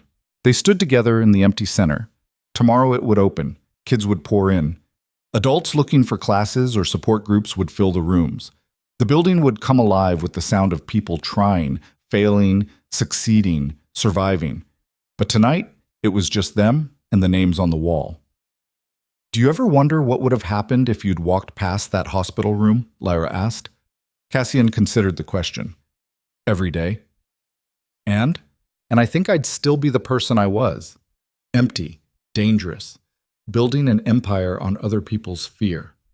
He looked at her. "You saved my life as much as I saved yours. I didn't do anything. You reminded me that I had a choice, that I could be more than what I'd become." Cassian's hand found hers. "That's everything." They left the center as night settled over Detroit, drove back to the house that had somehow become home. Found Nadia and Eli in the living room, arguing good-naturedly about something on television. This was their family now, chosen instead of given, forged in trauma but held together by choice. Lyra stood in the doorway, watching them. Cassian appeared beside her with 2 mugs of tea. "You okay?" he asked. "Yeah." She took the mug, let the warmth seep into her hands. "I'm okay." And for the first time since she could remember, it was true. 6 months after Hartwell's sentencing, Lyra walked into Franklin Elementary School for a job interview. The principal was a woman in her 60s with kind eyes and the worn-down expression of someone who'd spent decades fighting for underfunded classrooms and overcrowded schools. "Miss Vale," she said, shaking Lyra's hand, "I read your application. I have to say, your situation is unusual." "I know." Lyra had debated whether to include it, decided honesty was better than having it discovered later. "I understand if that's a concern." "It's not a concern. It's a consideration." The principal gestured to a chair. "We serve a lot of kids from difficult home situations. Abuse, neglect, foster care. They need teachers who understand trauma, who won't dismiss their behavior as bad without looking deeper." "I understand trauma," Lyra said quietly. "I know you do. That's why I called you in." The principal opened a file. "Your references are glowing. Dr. Voss from the Survivor Advocacy nonprofit says you're one of the best educators she's worked with. Mr. Reeve from the Evelyn House says you have a gift for making people feel seen. Lyra hadn't known they'd sent references, hadn't asked them to. I want to help kids, she said. The ones who feel invisible, who think they don't matter. I want them to know someone sees them. The principal studied her for a long moment. We have an opening in 3rd grade, 28 students, most of them below grade level, several with behavior issues, one with a history of violent outbursts. I'll take it. I haven't offered it yet. But you're going to. Lyra met her eyes. Because you need someone who won't give up on the difficult kids, who understands that bad behavior is usually pain that doesn't know how to speak. Someone who'll stay. The principal smiled. You're right. The job is yours if you want it. I want it. Then welcome to Franklin Elementary, Ms. Vale. You start in 2 weeks. Lyra walked out of the school into September sunshine, feeling lighter than she had in years. She called Cassian. I got the job, she said when he answered. Of course you did. She could hear the smile in his voice. Congratulations. Thank you for the reference. You didn't have to do that. Yes, I did. You're going to be an incredible teacher. Those kids are lucky to have you. I'm scared I'll fail them. You won't. But even if you do sometimes, you'll show up the next day and try again. That's what matters. Lyra stood on the sidewalk, watching children play in the school's yard, heard their laughter, saw their joy. I love you, she said. The words surprised her. She hadn't planned them. Cassian was quiet for a moment. I love you too. I know we haven't talked about that. I know we've been taking things slow. Lyra, I love you. I have since you spat in Volkov's face and walked away like you'd already won. His voice went soft. You don't have to explain it or justify it. Just let it be true. Okay. Okay. She hung up, stood there grinning like an idiot. A woman walked past, smiled at her obvious happiness. Lyra drove back to the house, found Cassian in the backyard teaching Eli how to repair a fence. You're home early, Cassian said. Couldn't stay away. Lyra moved into his arms, not caring that he smelled like sweat and wood. The principal called me Ms. Vale. Not Mrs. Mercer, just Ms. Vale. That's who you are. Yeah. She looked up at him. It is. They stood like that while Eli hammered nails and complained about splinters and acted like a normal teenager instead of someone who'd witnessed murder. Normal. They were building something normal from the ashes of everything that had tried to destroy them. It wasn't perfect. Lyra still woke up sometimes with Damien's hands around her throat, still flinched at sudden movements, still carried scars that would never fully heal. But she was alive. And some days, that was enough. The first day of school arrived with autumn colors and nervous energy. Lyra stood in her classroom at 6 a.m, arranging desks, hanging posters, making everything perfect for the 28 children who would walk through that door in 3 hours. On her desk, a photo. Her and Cassian and Nadia and Eli, taken at the Evelyn House's grand opening, all of them smiling, all of them alive. Students started arriving at 8:30, some confident, some terrified, some angry at a world that had failed them repeatedly. Lyra greeted each one by name, made eye contact, let them know she saw them. The last student to arrive was a girl with bruises hidden poorly beneath long sleeves. She slouched into the room, eyes down, radiating the same energy Lyra remembered from her own mirror. Hi, Lyra said gently. I'm Ms. Vale. What's your name? The girl mumbled something. I'm sorry, I didn't catch that. Sarah. Slightly louder. It's nice to meet you, Sarah. That desk by the window is yours. The door stays open during class, but you can close it if you need quiet time. And if you ever need to talk, I'm here. Sarah looked up, surprised. Okay? She took her seat. Lyra noticed her wince slightly, ribs, maybe, or a back still healing from something no child should experience. Lyra knew that wince. She began the class with introductions. Let each student say their name and one thing they liked.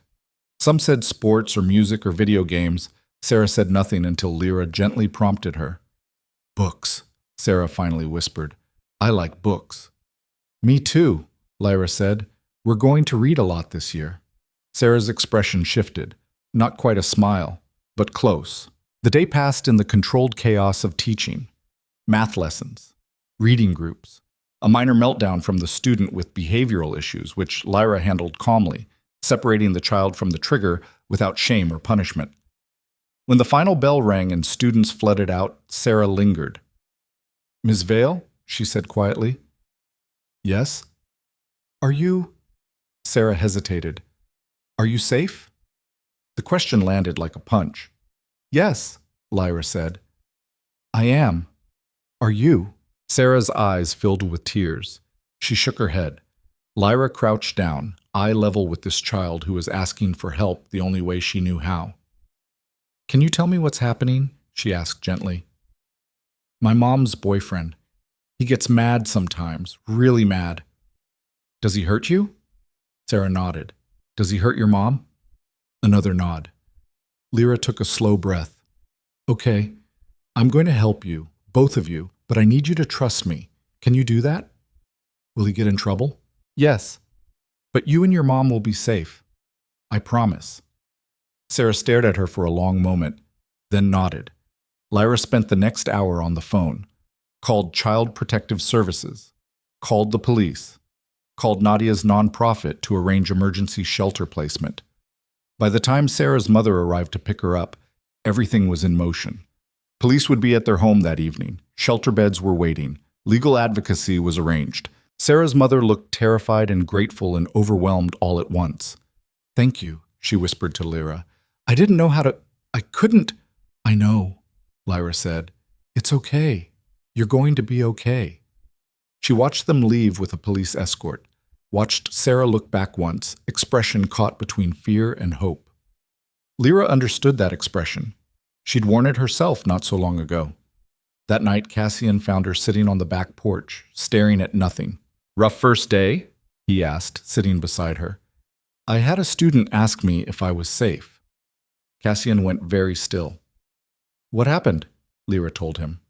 About Sarah, about the bruises and the fear and the desperate question from a child who'd learned to recognize victims.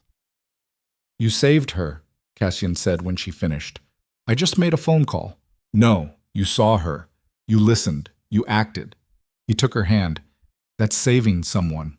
What if it's not enough? What if CPS fails her? What if she goes back?"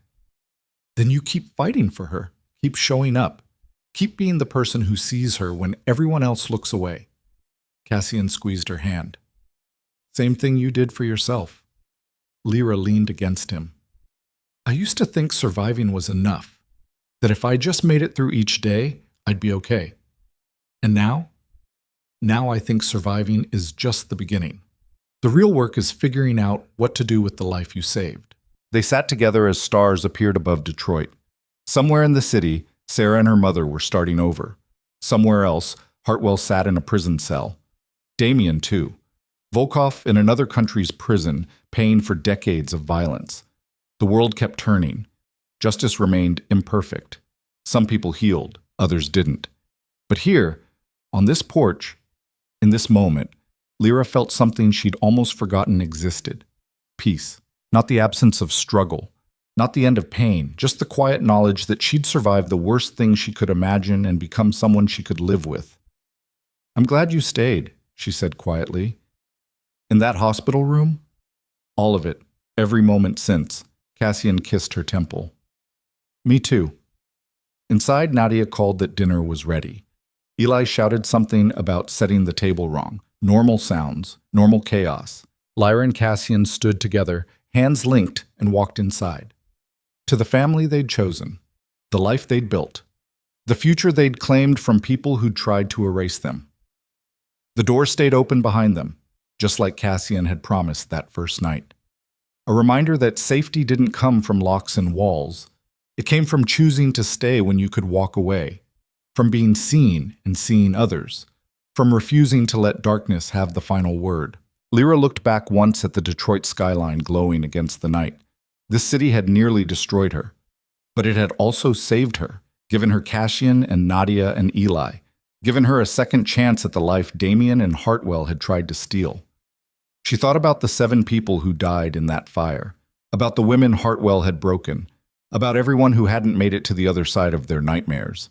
and she made them a promise. She would live loud enough for all of them, would fight for every student who walked into her classroom carrying weight no child should know, would stand in front of courtrooms and classrooms and anyone who would listen and say, "This happened. This matters. We remember." Because that's what survivors did. They remembered, they testified, they rebuilt, and they kept the door open for the next person who needed it. Lyra closed the back door behind her and walked into the warm light of home. The beginning was trauma. The middle was war. But the end? The end was choosing to live anyway, and that was everything.